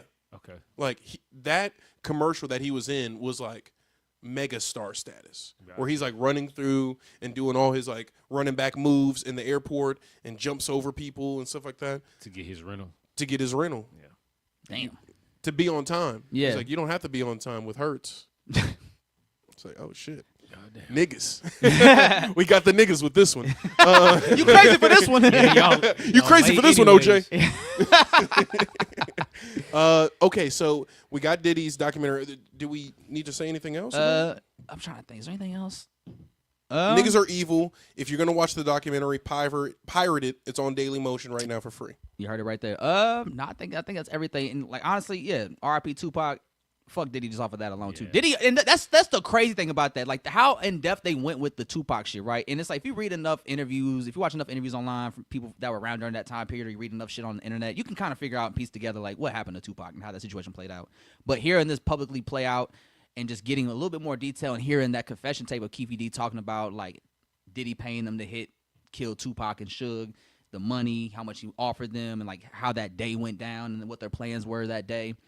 It just kind of showed me like, oh, this was a whole orchestrated hit by Diddy. And it's like, if you now that we have proof that he was behind the murder of Tupac, it really is just fuck Diddy. And it's kind of crazy. Like that's such a huge part of anybody's story. Like being the person that set up Tupac to get killed. Like that's a huge story in anybody's life that we told if it was somebody else. But Diddy did so much sick shit. That's really just a blimp in his whole story. It's like, yeah, you killed Tupac, but you also did a lot of sick shit decades after. Yeah, I just want to say my heart goes out to like all the victims and their families. I know this is, people have probably had to live in silence knowing these things have happened, and it's probably hard to see that he's still kind of just getting a slap on the wrist. He's smiling in prison, bro. Yeah, like I know y'all still, see them photos get leaked every other day with the salt and Him in pepper. the yard. Yeah. He's getting chummy and like, Mm-hmm. still using that fucking evil charm and shit. Yeah, that shit. It's just nasty shit, man. And it just kind of shows his arrogance because the reason that 50 was able to obtain that footage for the Netflix documentary is because Diddy hired that videographer the month he got arrested to follow him around New York City, right? So Diddy thought he was really going to beat that case and he was going to have this triumphant documentary about how he overcame this case and the situation and came out bigger and stronger. But then the exact opposite happened. He goes to jail. He didn't pay the videographer for the footage, so Netflix got a hold of him, paid him for the footage, and he gave it to him. Since Diddy didn't pay him, Diddy did not own the intellectual property of the footage. So the videographer owned it. Netflix bought it from him. That's how it ended up in the documentary. On some genius shit. Yeah, and that's the moral of Diddy's whole story. If Diddy would have just paid people, Diddy would probably still be free. Diddy probably would never be in this situation. We never hear about all this being true, all the rumors and stories over the years being true. We'd still just let Diddy be Diddy, and it's like, yeah, I heard some weird shit about him, but can't prove it. Type shit. Take that. Yeah, he'd still be dancing. He probably would have a Grammy because he got nominated for a Grammy with the Love album that he put out. So, like, Diddy would still be on a trajectory if Diddy would just pay people. But more of the story is pay people. Pay people and don't be a piece of shit, terrible person, predator, rapist, none of that shit. Just be a good person and make good music. Message. And we can celebrate your legacy off that alone. Shout out to Joe Cornijo. But let's see. What else we want to talk about? Let's see. That documentary. Talk about Pusha T's beefs. Should we put it on the screen? Yeah, put it on the screen. I'll read it for you because I don't think Alex has seen the full quote. So Pusha T did a new interview along with the clips and discussed his take on how he looks at rap beef now and why he is done doing diss tracks against other artists. We're going to wait for producer Nelson to pull this up real quick. It's actually on producer Sebastian. Oh, wait, no, that's Sebastian moving? I just put it in the private chat. So it's on me that it's at fault. Oh, he didn't have it ready. But he's the one that's going to be putting it together. Hit that gunshot for yourself. Here, I got you. Hold on, where we at? Fuck. There we go. What's up, Nelso? All right, so we have the quote from Pusha T himself, where Pusha T says he's done with diss tracks and says, quote, "It's kind of dead to me." He said, "I've been through that chapter and I'm over it. I'm somewhere right now where I don't even want to make music with other people. Nevertheless, have anybody else in my music be the focus of my music. What we're doing right here with both the clips, to me, so next level." Hold on, man. I can't see. I'm a little blurry from over here. Here, I'm gonna read this to y'all real quick. My bad. We in a new studio. Yeah, chat. new studio space. I gotta. It's a little blurry for me. All right. What about now? Oh, perfect. There we go. All right. So yeah. What we're doing with the clips right now is next level to me. I feel like my taste level is above everything else. Even being caught up in the world of it, I don't even like the world of the people, of the back and forth. If I don't see eye to eye with you, there's probably things I don't want to be there about. You know what I'm saying? It's kind of dead to me. It's the ransom of what a diss track used to bring. There was a clear winner. Somebody would really bow out, and then that's it. The last man standing. Now it's just a whole bunch of noise. Even after we find winners, it's still noise. And it's like, man, then what's it for? So I've been seeing a lot of conversations about this quote in the discourse. And let's see where we at with it. All right. And so regarding the Pusha T's thoughts on beef just kind of being in a weird space these days, honestly, I don't think it was ever in a point where hip-hop beefs would ensue and then somebody's career would be immediately over after the battle was over. I do think there has been like a few moments in hip-hop beefs where it seemed like an artist ended somebody's career, like 50 Ja. But like with the 50 Ja situation, contrary to pop believe, like 50 Cent didn't end Ja Rule's career. He definitely hurt his branding and his image and Murder Inc.'s overall image in the public eye. But it was really the feds investigating Murder Inc. that what stopped their whole movement completely. I think I got one, though. I just thought of this right now on the fly.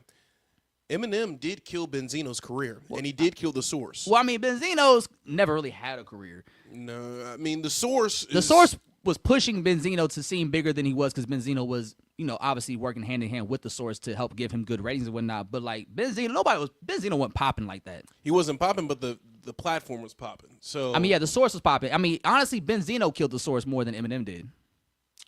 Okay. Because like the Source was a very credible magazine up until the point Benzino started being in control of it with Dave Mays, because then once he started taking control of it, it became more of a propaganda for Benzino. Yeah, shout out to Elliot. shout out to YN, man. Elliot Wilson, the YN era. He's on XXL. I think the YN era before the YN era. Because he worked at The Source. Yeah. Yeah, so I think he worked at The Source before he went to XXL. I think the Benzino era is like when he went to XXL. Have you seen his Blueprints episode where he's talking with Complex about like his rise and what happened? Which one, Benzino? No. Elliot Wilson? Yeah. So basically he had an article where he gave it 3 mics, and the editor, I guess, like changed the rating and gave it like 4.5 Oh, or 5 mics. I think I remember that. And he was like, "Fuck this shit. There's no integrity here." And he left and he created XXL. Yeah. With a more major publisher. Hey. So Shout out to Elliot Wilson, man. Drop yeah, bomb it's for just that. fire. Hold on. Fire legacy. Shout out to integrity, guys. Man. Shout out to black people. Shout out to integrity. One time. Shout out to integrity in the media space. No, for but real. yeah, I mean, when it comes down to the beefs, and you look at a lot of the popular beefs in hip hop history, it's very rare any of them have ever ended with like an artist's career being done. Like if you look at every major beef, like Ice Cube and NWA still put out music after that. Dr. Dre and Eazy-E still had a career after that. Let's see, what's another one? Man. Meek Mill and Drake. Meek Mill still had a career. Like all beefs do in hip hop, it doesn't end your career, but it can hurt your image and your branding and how the public looks at you once the battle's over. I kind of feel the sentiment of what he's saying though, or how I interpret it. Of like, nowadays you could beat a nigga up in a fight, right? Yeah. But the internet's still gonna be like, well, that nigga punched like a bitch.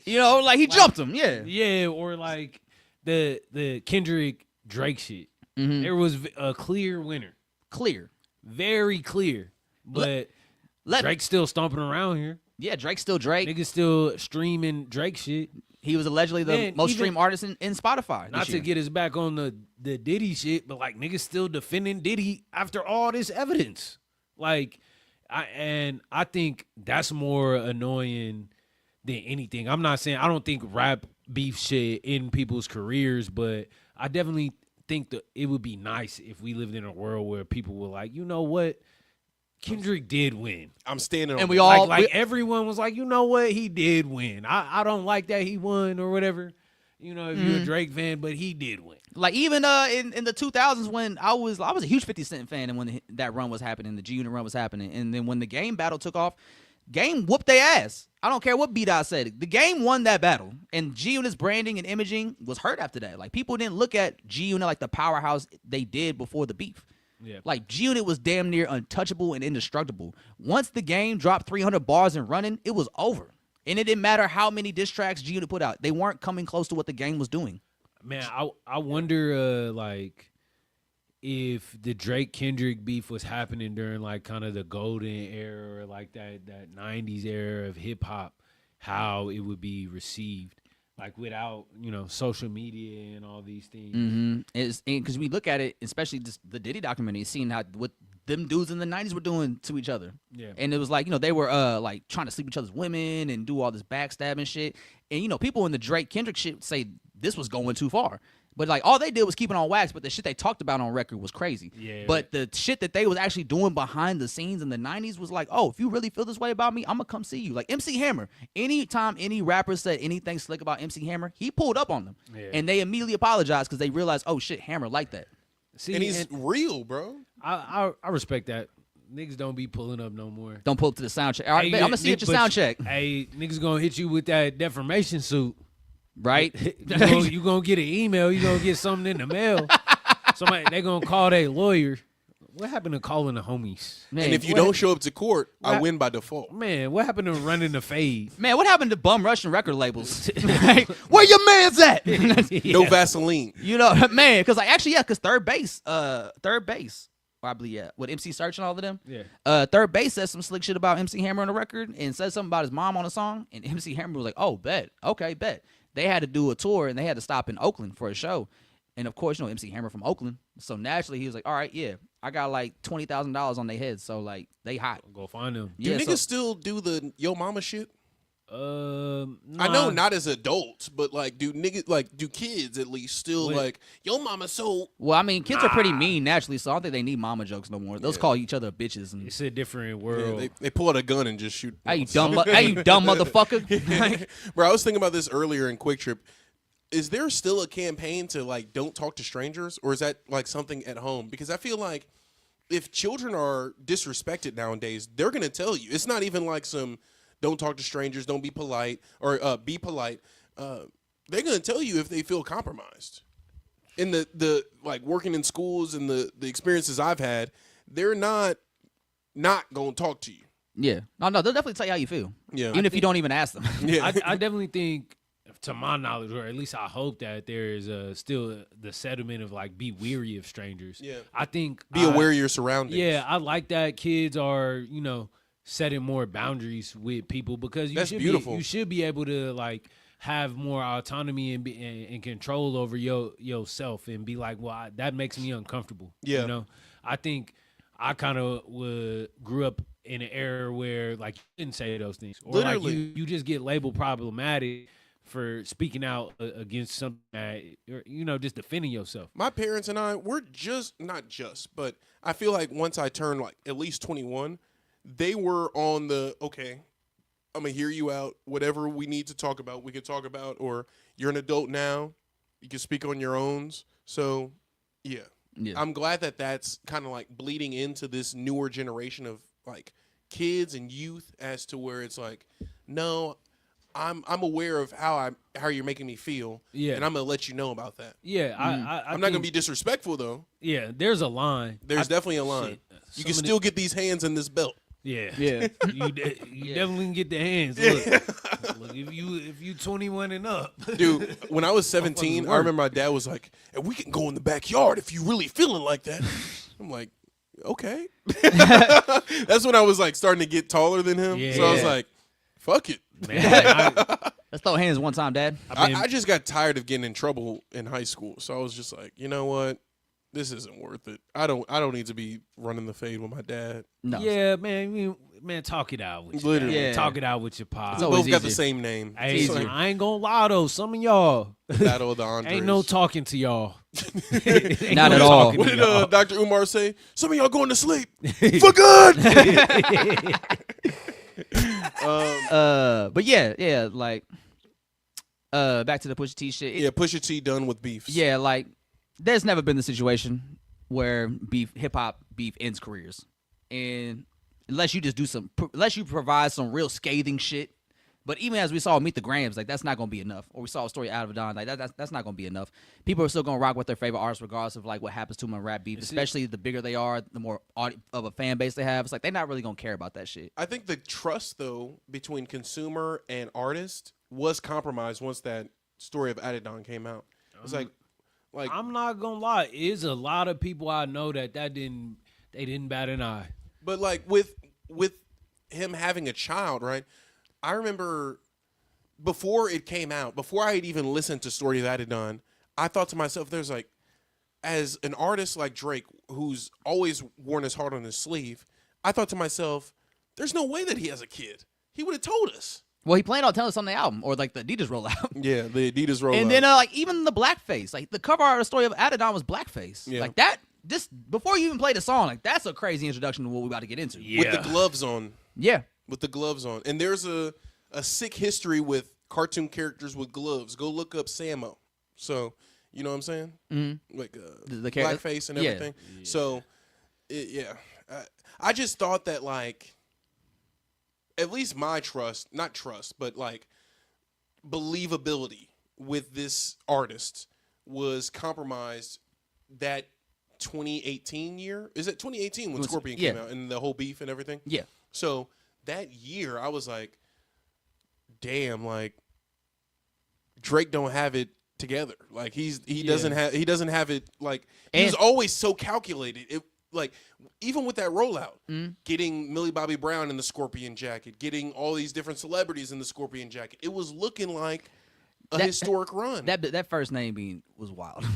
That was the only one I could think about. But that's nasty. That was the only one I That's could think nasty. about. I mean, not but on you. I'm not saying that you. That was Stranger Things season 2. She was on the top of the world. No, I know that. It's just I'm going. know. I'm gonna get a Saber Mag jacket to whoever's the poppin'. No, it's only weird because they're dynamic. Yeah. That's why it's weird. She's married now though. Yeah, congratulations to that. Yeah. But yeah, because like I said, beef doesn't end your career. It can just change how people look at you publicly and Forever, your image and your branding. And that was the first moment where Drake got a chink in his armor. Like Drake wasn't this because coming off the Meek Mill beef, he was on top of the world. No one fucked with Drake.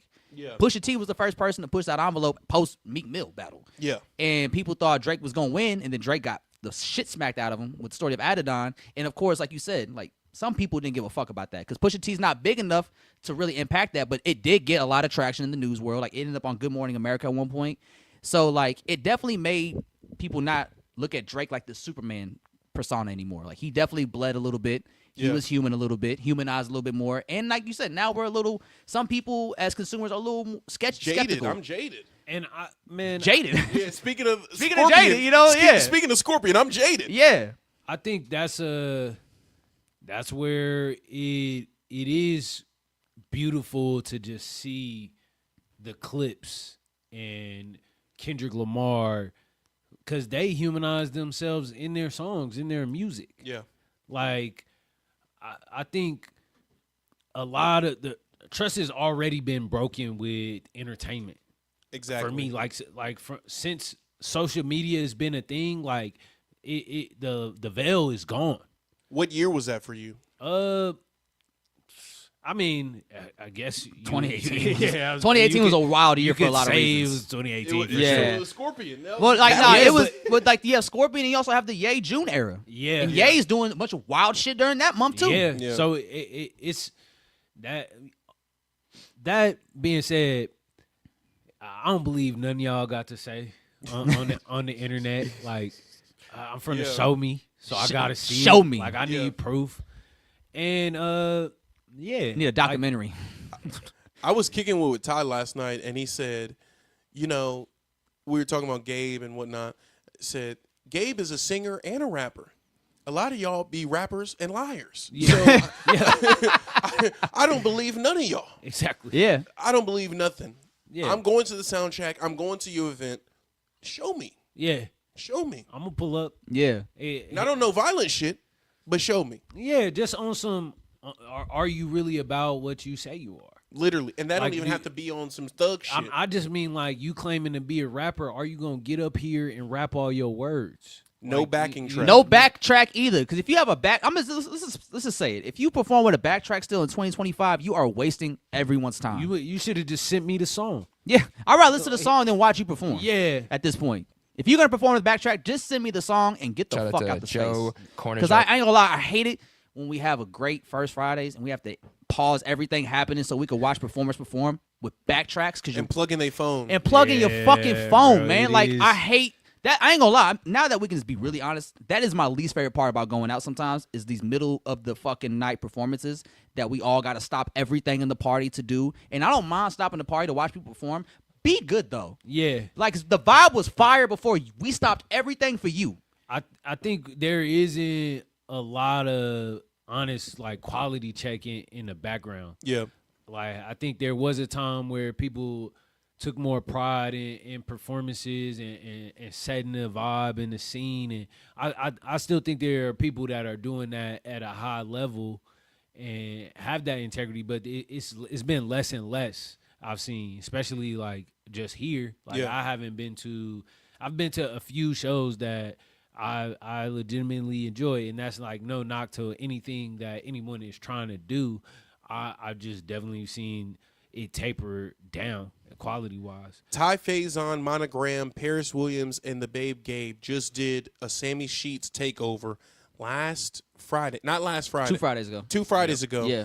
No backtrack, all voice, all effort, all passion. There's no excuse, nigga. Yeah. There's no excuse. You just looking for excuses. All 2020, all 2026, I'm live streaming niggas' concerts. If you really on that, if you really a rapper, you really an artist, we'll live stream your concert. You got backtracking? We might mute that shit, bro. Just sit. That's a copyright claim, low key. Literally. Yeah, you trying to fuck up the vibe. Yeah, that's a low key copyright claim. You fucking up my account. You gonna get my shit flagged. Yeah. Over and- your fucking music. Over I'm you. trying to help You and music, bro. Over Like, opportunity. You ain't even changing our life with this performance. Literally, bro. And you about to get my YouTube channel taken down. Literally. So all 2026, we're live streaming concerts. So Actually, run no, it by you were me. here last night, right? Yeah, I was gonna ask if you got the chance to go to Broderick's live show last night. He had No. a Christmas show last night. I didn't get a chance. We were doing a breakdown of Ty Faison's Mango's Love Theory, Dropping his in 2 new weeks. album. Yeah. dropping in 2 weeks. But like, I want to give a shout out to Broderick. He had a show last night. He had his Christmas show that he does yearly. Yeah, And so- I've seen Broderick before. I think his last one I went to was like 2 years ago for the holidays when he did like one in Westport. Really great. Broderick's one of the performers that when you go see Broderick, you are going to see a performer. He's going to perform at the highest level he can perform at. He's going to sing his heart out. He's going to make you yearn. Yeah. You know what I'm saying? Like, and it's the holidays, and like, you know, to me, the holiday season don't start till Broderick starts getting in that bag. Like, I don't give a fuck what Mariah Carey does. What Broderick does determines when Christmas starts for me. I'm sorry I couldn't make it there, Broderick. I'm getting ready to go to New York, so I was just preparing for that. But, you know, we love Broderick here. We support Broderick. So salute to Broderick, man, having a show yesterday, because I know for a fact that he performed his heart out and he had no backtracks either. Man, I love to hear that. Shout out Broderick. You know who was talking about Broderick with me? AL was talking about. AL, where was he at? He had some good things to. He rode through May First Fridays at Maymont. Oh, he pulled up this week. Yeah. Okay. I got to chat with him a little bit. Just he was kind of telling me, he's working on some shit. Oh yeah. Hey, so AL AL's always back, working, bro. He back in town. He's back in effect. Oh, he's back for good. I don't know if he's back for good. Okay. I think he's just Just visiting. Yeah. I don't know what he's doing actually. I know he's working on a project. As always, yeah. And I was just kind of asking him about, like, what do you think of the scene right now?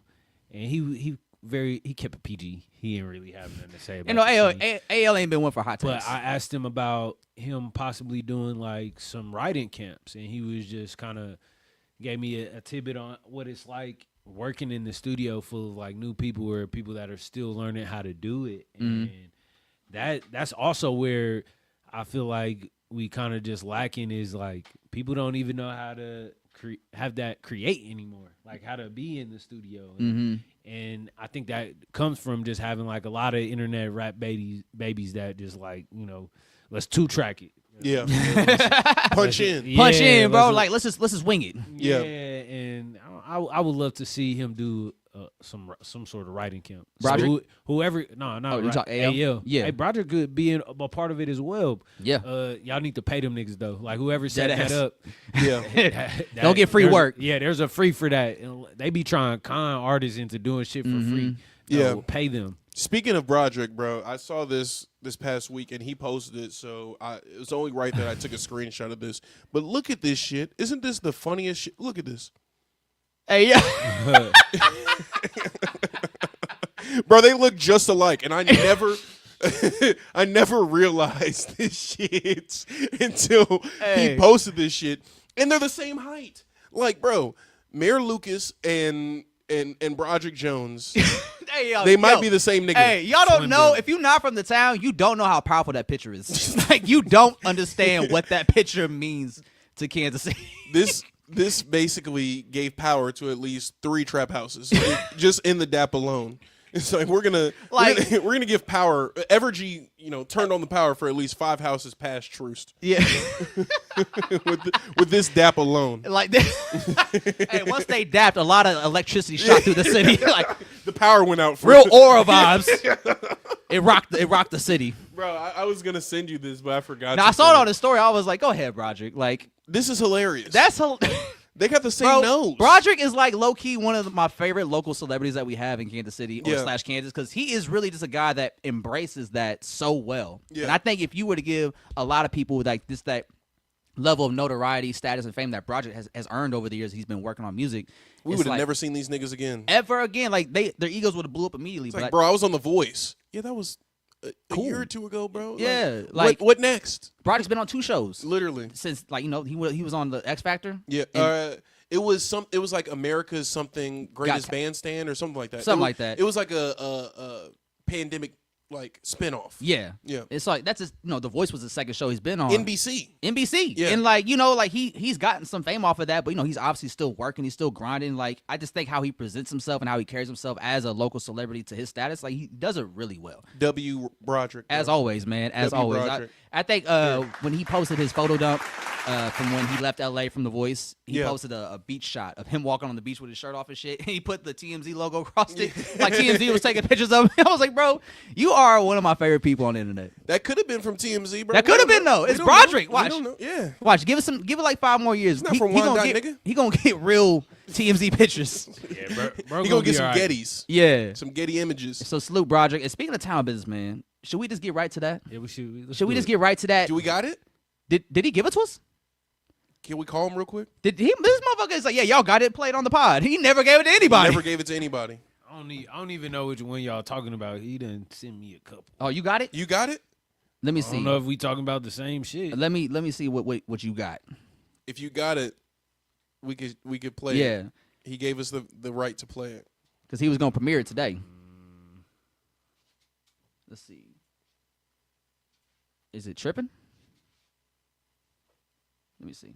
It's this one and this one. Well, like it's not that one. Let me see if it's this one. Let me turn this down. Oh, he sent it to you? Hyphy got it. He in the chat. Hyphy got. Oh, he in the chat. What's the Which name one? of it, bro? Wait, let me see. Is it this one? If I'm a little loud on the mic, it's because I got that cut water. That cut water. Yeah, boy got a 2 cut water limit. Man. Anything The after espresso. 2 is getting dicey. Let's see. Man. Is it this one? No, I don't think you got it. I don't think you have the because you got to. Yeah, I don't want to say nothing too much, but like, yeah, I don't think he got the one that we supposed to premiere. Man, let me FaceTime this nigga real quick. He watching right now. Come on, Yeah, Sean. You definitely didn't send me that one. Okay, here you go. Sean just sent it. Okay, he just got it. Yeah. Oh. Text it to the chat. All right. Yeah, so we got an exclusive from a Kansas City artist, Ashan, that we're gonna premiere here on the pod. Can't say too much, We just gonna let it speak for itself. you know, because it's definitely gonna speak. It's definitely gonna speak. Let me know y'all got that. Okay. Hey man, I was really hoping to talk to Sean, man, but man, it's like He has some bitches to, you said that, no one else did. Yes, you know what I'm saying? Here. Yeah. He said, never mind. Yeah, like you did not send me that. yeah, but Y'all yeah, get it yet? I was really hoping to talk to Sean about this, like his time in New York so far, Yeah. being on the radar and like what he had going on. But Sean back in town, so hopefully we can get him on the pod while he back in town, maybe next week. When I come back from New York. Hey, He's an honorary. hey, Sean told me this is exclusive. We ain't did one all year. But now that we got the studio space, the offering, we bringing back Problem for a holiday special. Oh shit. End of the year recap. Okay. We might have Hyphy on there. Yeah. Problem. I'll pull up. Okay, so this is. Should we just let it rock? Let it rock. New song from Ashan. Let's just leave it at that.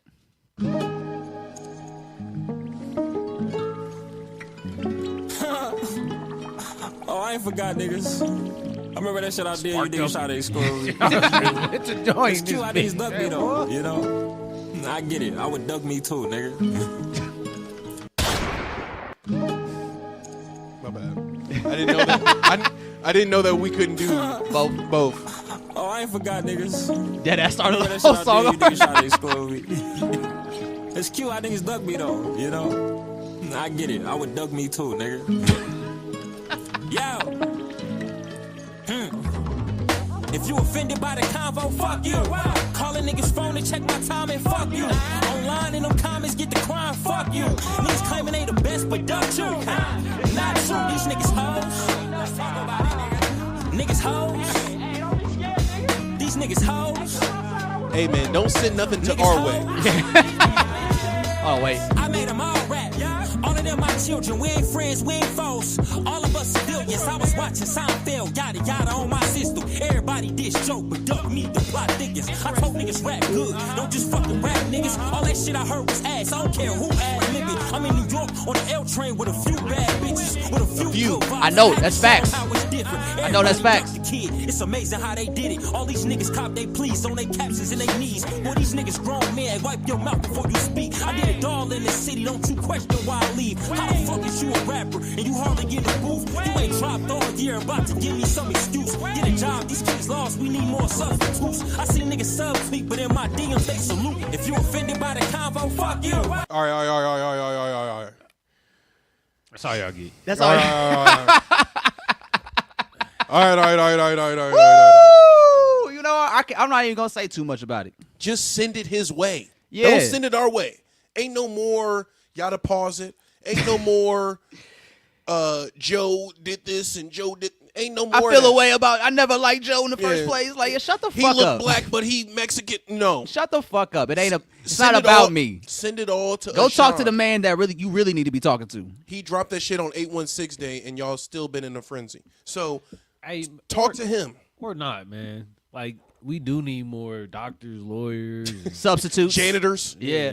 man. Plumbers. Ain't nothing wrong. If you with- got an with excuse that. every time we ask you where the music at, just go get a job. Nigga, go get your HVAC and run up a cool millie. Like, niggas ain't in that industry. Go We don't get need that you to rap. Trust me, we don't need you to rap. It's gonna be some good trade. It's good trades out there. Man, Great trades, great opportunities. I know the job market kind of shitty right now, but I'm sure you can find something. I believe in you. if you want to run the cameras with, AV with Saber Mag, you can do that. Andre will give you a job. I will give you a job. Holla at Andre. We just got a new HDMI switcher yesterday. He needs somebody to work that for him. Right off come the do truck. something useful. Put the mic down and come do something useful for Saber Mag. We don't need the backtracking.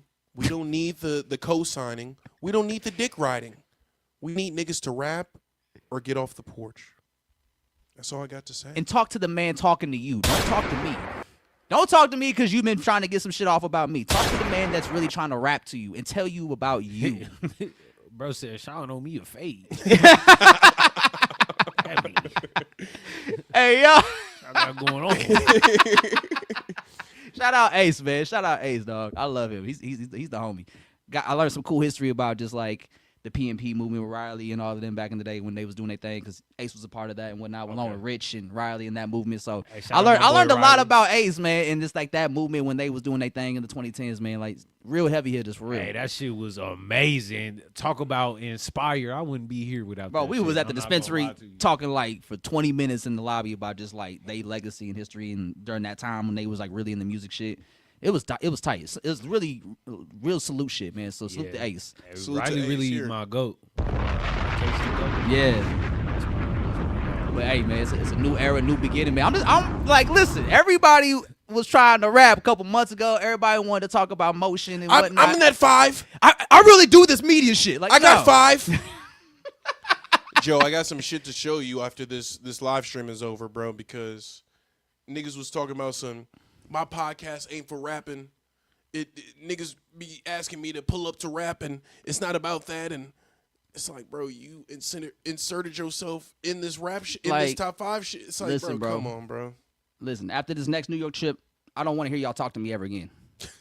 For real. I don't want y'all to ever talk to me ever again. Ever. Because it's not, we on different levels. We got 2 different goals. You're not doing what I do. Go do your thing over there where you belong. I'm doing big shit. Send me the link, though. I'll watch it. Yeah. Our producer Nelson, he stayed tapped in. I'll watch it. But yeah, man, Sean, this is just the beginning for what Sean about to do. Yeah, this ain't even This ain't even the main course of what Sean got. He got something on Monday and Tuesday for y'all bitch-ass niggas. Okay, I didn't know if I should say anything. He said Monday. Monday? All right. We going Monday. Hey, And if it don't come out Monday, that's not our fault. He got an announcement. He got an announcement Monday. He got an announcement Monday, and he got some shit on Tuesday. Yeah. That's what It's going to be a great week in Kansas City. We're going to see how hype everyone really think they are. Sean, if I'm in trouble, let me know. Yeah, Tuesday's going to be a great one for Kansas City, man. It's going to be exciting to see, like, everyone that thinks they like that. We're going to see if you really like that. Yeah. And nobody ducking the smoke. Niggas aren't like that. I can tell you that right now. That man doubled back just because he was like, because at first, Sean wasn't trying to do all that. But then he was like, nah, I don't like being excluded from the convo because he's the one that started all of it. He started the convo. How ironic. The nigga that started the convo. Because he performed it for me on FaceTime.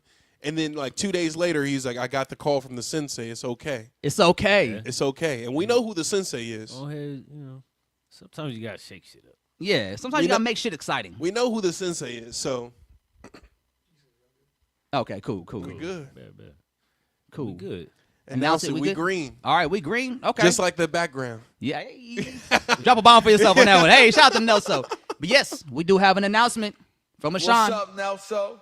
This Monday, he's announcing his first show in Kansas City. In over a half a year. Over half a Tap year. in. Yeah. It's going to go down. And then on Tuesday, Get your tickets on sabermag.com. the convo. We'll just leave it at that. If you're offended by the convo, Fuck you. Just that simple, man. It's going to be an exciting week in Kansas City, man. It's going to be an exciting week. We're going to see how about a lot of people are, or if Sean really is just like that. Are y'all gonna let the boogeyman sleep, or y'all gonna try to pick a battle? I'm curious to know how it goes. I'm hella curious to see what happens. Man, like, just make sure that y'all send it to the right address because it was getting rerouted a few lot. times last time. But that comes back to what he was talking about, ducking the smoke. Yeah. You know, keeping me out the convo, like throwing subtweets, but throwing me like props in the DMs. Yeah. Like I saw a lot of that. Hey man, salute to Sean for da da da da da. I saw a lot of that during that moment. I told him he needs to make the album artwork for this, the salute emoji. But shit, hold on. Nah, I can't. What? He just sent me something. What he sent? We're gonna use the black and white for the main flyer. Okay, he just sent me the flyer. Ooh. Okay, He just sent me the flyer. Oh shit. He's probably that nigga doing some shit like that. Hey, it's fun being a media nigga in 2025, man. Going in 2026. So, life is good. Make sure you send your letters to the right address this time. Yes. And because the sender is definitely looking for you. Yeah. The person that sent it is definitely looking for you. I almost let out too much. That cut water is cutting. Gonna cut your water off real quick. Cut the water We're cutting off. that water We're off. cutting the water off. Okay, so guys, we got 6 viewers in the motherfucking chat. Hey, They're shout out to watching. y'all. Make sure y'all like, subscribe, comment if you haven't already. We're Man. trying to run it up. I'm trying to hit 350 subscribers before the year ends. We're at Before the- 338. Yeah, before- Fuck with your peoples. Fuck with your boys. We got 6. It just jumped up. So we went through the Diddy shit. We went through the Yeah. Pusha T shit. We dropped some town business on them. Town business on them. Let's get we put Wale versus J. Cole in the headline. Yes. But we're already at 135. Can we just talk about our Spotify/Apple Music Wrapped? Can we do that? Yeah, but I also want to talk about this Big Crit album real quick. Okay. Just talk so, about we, the just, Big Crit. just so we can talk about. Because man, it's been some man years. back. Hold on. Where the on. bomb at? Hold on. Get the Big Crit off. Fucking Big Crit is Crack back. open this cut water. He dropped a surprise album. Kind of came out of nowhere. He announced it earlier this week. Big Crit dedicated to Catalina Baritz. Baritz? Is it Baritz? Catalina Baritz, I believe is what it's called. I think you would pronounce it like Barrett's. Barrett's? But I have no clue. Like, I hate the fact I'm blanking on it now, but it's Catalina, dedicated to Catalina Baritz, by Big Crit, hosted by Carlos Miller. And I really do appreciate how they present this project, because to me, this project is really just Crit getting back to that trunk rattling, my Just trunk what- pussy just pop, what he them do. hoes down the bop You type know what shit. I'm saying? We done cleaned. We done went to the car wash today early. Got Early. up early. You know, got all 3 of them You know clean. what I'm saying? Got a lineup one time. You know, I know you ain't seen me with the lineup in a minute, but it's cool. It's cool, you know. And then you rolled up something nice. Now it's time to step out. You know, get that. It's Enjoy time to the get day. out there, get moving. Enjoy the day. You know, we chopping blades right now. You know that the trunk knocking, speakers rocking. the tweet is doing what they need. The to hoes do. want to bop. Well, we got 216s. 216. We got 216s. And they knocking on you. Big bang hoe. That's what Yeah. we on. And I love the fact that he just dedicated a whole project to just trunk rattling music, man. Because that's really one of the core elements of Big Crit's music when it comes to his DNA as an artist. And I love the fact that, like, something I've always really appreciated about Big Crit's music is that it really does feel like he does carry on that traditional Southern soul in his music. Yeah. Like, I feel like a lot of artists from the South don't really possess that Southern soul that we used to get from a lot of hip hop artists back in the day. And I think that's also because, like, the internet and a lot of melting pots of different cultures and sounds happening. But, like, I think Big Crit is really one of the few artists that does carry that Southern soul in his music, and you can hear it. And so I'm always really appreciative when I hear it, because I know it's coming from a really authentic Southern place. Yeah. And car culture that he's a part of is, like, huge in the Southern, the South. Yeah. So it makes sense for him to, like, make an album dedicated to this, and also have Carlos Miller hosted as well, because Carlos Miller is a huge car collector. So it makes sense to have him be a part of the project as well. And I thought it's a great introduction, real high quality, like great hooks, great writing. I love the melodic songs like High Def and I-20. And I think that melodic bag is a really great bag for Crit. I think it's super underrated when it comes to his skill set.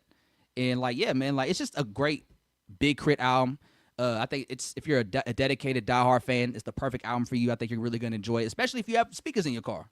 Yeah. You know what I'm saying? Play it in the whip. You got to play it in the whip. Turn the bass up all the way. All the way. Give a fuck if you have, what they call them, stock speakers. Yeah. Fuck them speakers. Blow them. Blow Blow them them. shits. You don't need them. Yeah, you need to get the 12s anyways. It's a reason to upgrade. Yeah. It's a reason to upgrade. But yeah, man, I'm really proud of this album, and I like how he ended it with Press the Line, when it's like a homage to a bunch of Texas artists that were also big on car culture, such as like was it Lil Zeke, Zero, Propane, Killer Kylon, Paul Wall, Slim Thug, like all these people from Texas that are huge in car culture and like he was inspired by. Yeah. So it's cool to see him in that with the track of homage of celebrating the line. Look, man, there's always time to honor those that inspire you. What happened to that? Man, what happened to that?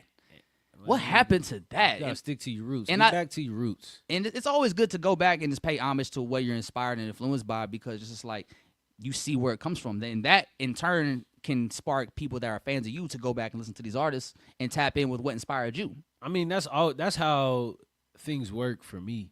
Like anytime I get a new album that comes out, or anytime I hear some new shit, I'm always trying to find where that inspiration came from. Where's this story? Where did this sample come from? Yeah, like where did this sound getting sparked from? How does Anita Baker sound in the GNX? I can only imagine. Ain't never been in one. But I know Sweet Love sounds amazing in the pilot. So do this Crizzle. It sounds amazing. It sounds amazing, man. And like, yeah, I'm just really glad that Crit came back strong, especially with a high energy album. 'Cause I believe his last album he put out was a very like funk and 70s soul inspired, from what people were telling me about that project. It wasn't as well received as his previous projects up to that point. So this project, from what I've heard about the last one, this was more like a return to form of like what we know and love from Crizzle. So it was a great project. I thoroughly enjoyed it from all aspects. And it's just like another great body of work, and Crizzle's already amazing discography. And speaking of discography, man, I kind of want to use that to transition to this next topic I wanted to cover with y'all. So the homie Low Key from Apple Music, shout out to Low, friend of the pod, he had a take that was kind of controversial on Rap Life Review, where he said, in a versus, Wale is washing J. Cole. And he said... He's folding his clothes. Where the bomb at? Here, I got you. Come on, help me out now. There we go. Now, at first he said he's washing, blowing him out the water, but then he was like, all right, maybe not blowing him out, but it's going to be a long day for Cole, right? And kind of looking further past that, I was talking with my roommate about this a couple days ago, and I wanted to bring it to y'all and see what y'all think about it.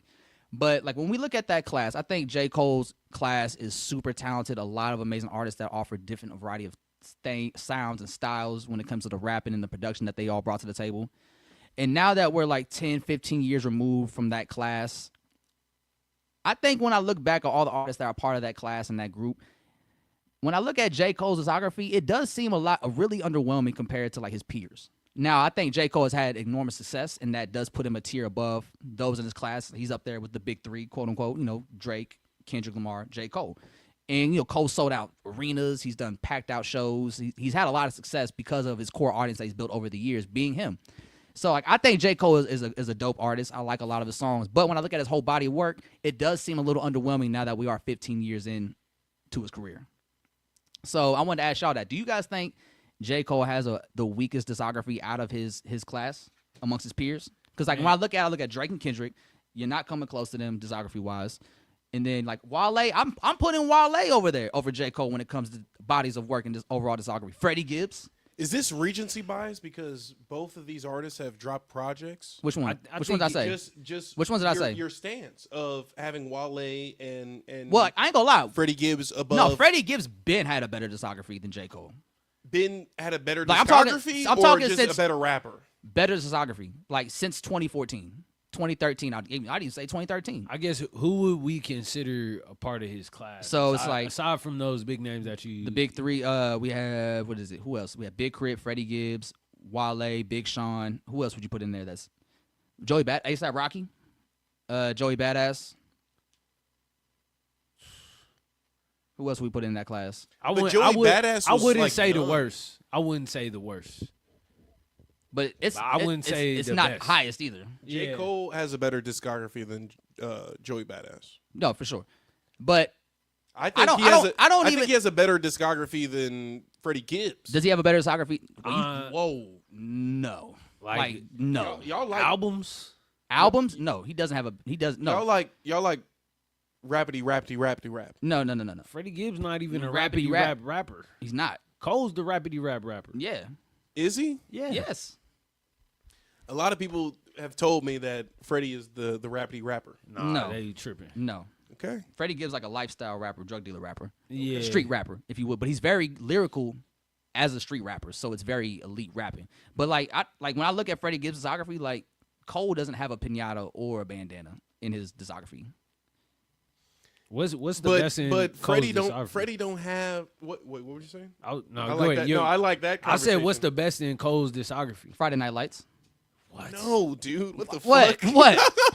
Are you saying on. are you Wait, saying what's Forest some of Hills the Drive is comments? better? I think Forest Hill Drive is better than Forest Hills Friday Night Drive is his magnum opus. I mean, the more the time passes, like I don't go back to Forest Hills Drive as much as I used to. honestly- And when I look at Forest Hills Drive and as an album, like I like the rapping a lot, but I think sonically and just production wise, it's very average.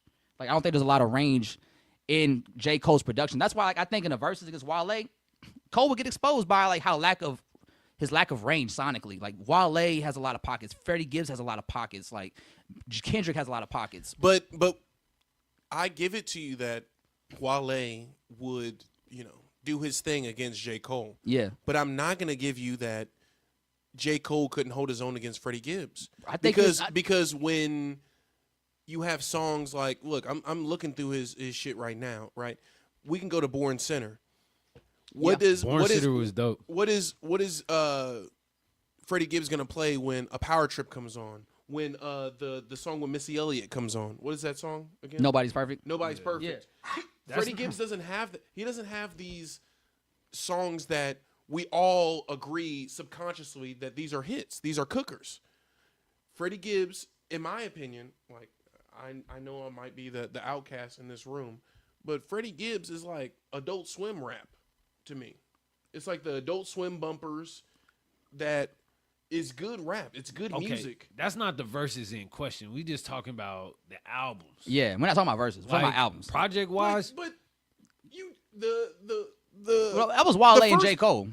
okay. Well, but now we're talking. So we're but I moving shift. goalposts. I know I shifted because like no, I brought that up as a conversation. You said shift. You're No. moving the goalposts. It started like as the situation started from like hearing Low talk about the verses, and I was like, well, let's take it further. Let's talk about discographies.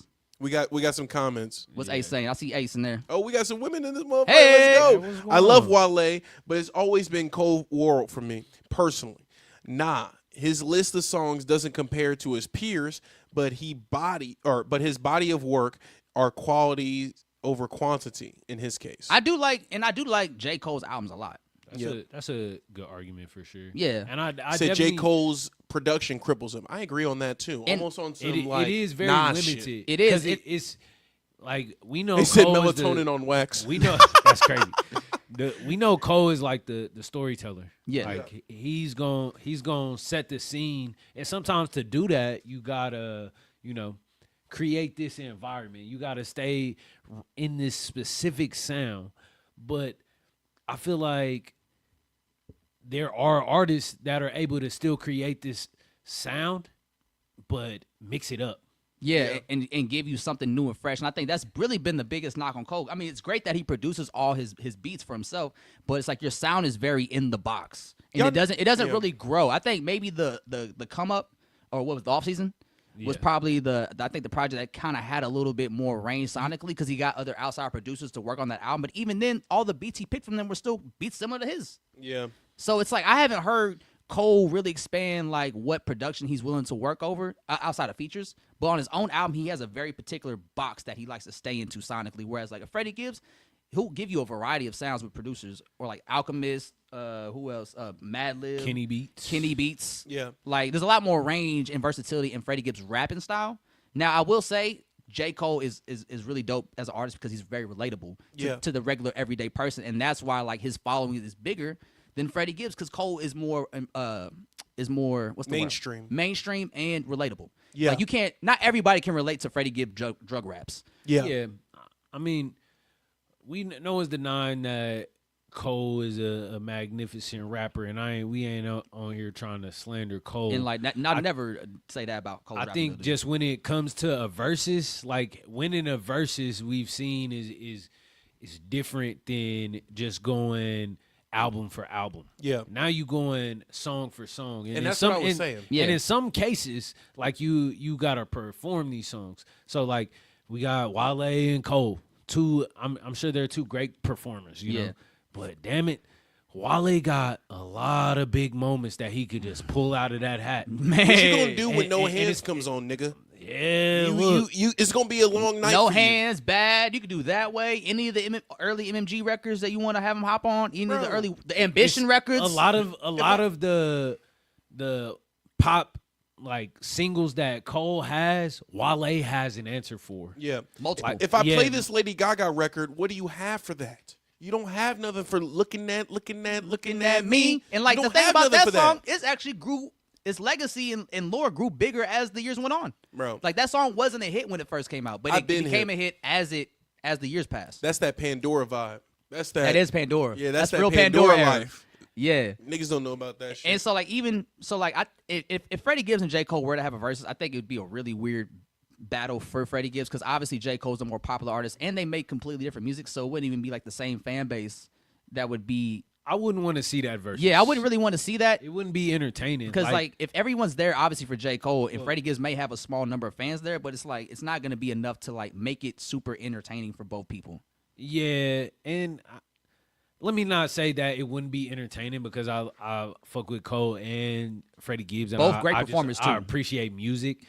It's just not the battle we want to see. Yeah, but know? when you just compare discographies though and bodies of work that they presented to us in the last 15 years, I just think Freddie Gibbs has a very, very strong. I think Freddie Gibbs has a top 5 discography from the 2010s. Would you say Freddie Gibbs has maybe had to work harder than a J. Cole because of his starting point? I would, yeah. yeah, for sure, 100%. 100%. So maybe the discography alone has to speak for itself because of that starting point. Because Because if it's singles v singles, J. Cole's gonna get him. But if it's discography and bodies of work, I think I agree with y'all. I think once Freddie Gibbs put out Pinatas, he tapped into like a whole nother realm of shit. yeah, And he talks about how that challenged him as a rapper and it put him in uncomfortable like situations.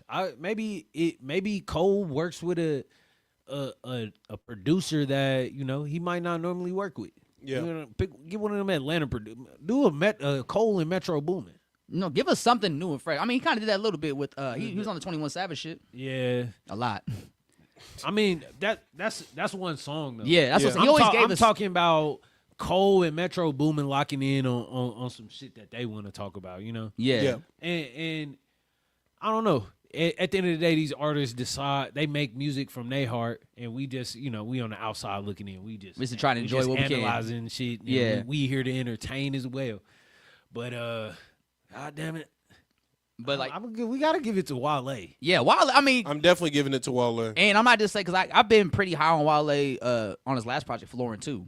Like that was the project I was like, okay, like Wale is like cooking like something crazy right now. And then he comes out with the new one, Everything Is a Lot, and it's like, okay, you are still in that bag, but you elevated it even more. It's like you really are like becoming one of the ones of your generation. And I think it's really dope for Wale that it's happening to him like 15 years later. Yeah, Because it's like, okay, it just shows you like you can get better as you get more time in the game if you have the heart for it. And Wale's always been somebody that, despite his up and down relationships with the music industry itself, like he's always loved being an artist. yeah. And he's always had a passion for it. So that's why we see Wale's pen elevating with each project this late in his career. It's cool to see the narrative around Wale change too. Oh, yeah, for And sure. I think he hasn't always gotten a claim that he deserves or the respect that he deserves. And we just living in an internet era, so that's gonna happen. But it's cool to see that he's back popping out and putting out good music. Yeah. I'm very curious to see what Cole's next shit is gonna be like. Yeah, that's gonna be the one. Yeah, it's gotta be 'cause- the one now. Ain't it a rumor going around like this is gonna be his last year? Or? Yes, it's supposed to be the fall off. Yeah. So Yeah. I'm curious to see how he kind of completes this story in totality. Ain't no more woulda, coulda, shoulda. No, like that's dead. That's dead. It's dead. So I think you said Cole's not at the bottom of this class discography wise, but he's not the top either. Was that you? That was me. Okay. So I agree with that, though. you agree with that though? He'd be who would you? I Who would don't, he be? want to rank it. I think I fall into what I said earlier about starting points. Like, J. Cole has a better starting point than Freddie Gibbs, but ultimately, Freddie Gibbs had to put in more work in the background, almost like a duck on water. Like, Yeah. the legs is moving, Yeah. So I think if it's a conversation that this or that, if I prefer, I'm going with J. Cole. Yeah. I mean, and I think Big Sean and J. Cole are a good comparison. You know, both. No, we always just resort to Big Sean. Yeah, but there's no slander in this. I'm saying like, you know, Big Sean started with good music. Yeah. Like right out the gate. That's a huge powerhouse. You got Ye behind you. You know, he just did Graduation. Yeah, you know what I'm saying? You got all this access. But Cole had Hope too. Yeah, that's what I'm saying. Cole had Rock Nation. Yeah. And he was the second artist signed to Rock Nation after Rihanna. Exactly. Very, very early on. After Rihanna. He was on the Party remix. Yeah. We're not going to act like that wasn't crazy. Yeah. I mean, that was when I saw that on MTV, what was it? MTV Jams. MTV Jams. That's what it was called. I was like, what the fuck? That's not Andre 3000. Yeah, I was like, what the fuck, Andre? I'm right here. La-di-da-di. Yeah. We likes the party. Like, all right, J. Cole. All right, J. Cole. That shit is dope. I definitely, you know, I think J. Cole does have that potential. I think he just chooses to do what he knows. Like very safe. Stay in his pocket. But I do like to see artists push the envelope a little bit, take risks more. That's why I've always that's why I've always kind of like put Crit's body of works over J. Cole's, is because I feel like they do the same thing in terms of like rapping and producing their own beats, but Crit just has so much more range sonically in his production than compared to Cole. So it's like you can get more from Big Crit. Like you can get a time machine on the same project as The Vent, or as a rotation, or as a highs and lows. Like whereas Cole, it's like every song, like you get a Lights Please, but then also here you have a Dreams. Yeah. And it's like those are kind of in the same realm sonically as a production. So it's like there's not a lot of range production wise that keeps it sounding fresh and new. I do think being like considered pop can be limiting, and the pressures of like, you know, having to make a hit can affect how you know, approach music. Yeah, how you approach the music. Yeah. And especially when you have so much hype around you, and you got a lot of money around you, and you got names like fucking Kanye West. Yeah. And Jay-Z watching what you do and to see you succeed. And you got Drake that over changes here shit. going crazy. Yeah, you got Drake doing numbers. He Best had I ever Best I Ever had. Had, So Far Gone, or what was the Thank Me Later. Thank Me Later. Like by the time Thank Me Later dropped, we were all kind of agreement like, yeah, Drake's is about to be a superstar now. And like while Drake's doing that, Cole's trying to just get his debut album off the shelf. Trying to figure it out. And y'all sleep on that Mr. Nice Watch. Man, let's talk about it, 'cause I love that. Y'all didn't appreciate Mr. Nice Watch for what Cost it was. me bro. a lot, my chain and my watch. Like I love that. was And tough a Hov little gave bit him a on crazy that. verse. Yeah, shit was crazy, man. But Yeah, I think I'm not gonna give my rank of the It's like- of the discog. I would say, is there any like, is he? Do you have him above Big Sean? I was asked that. man.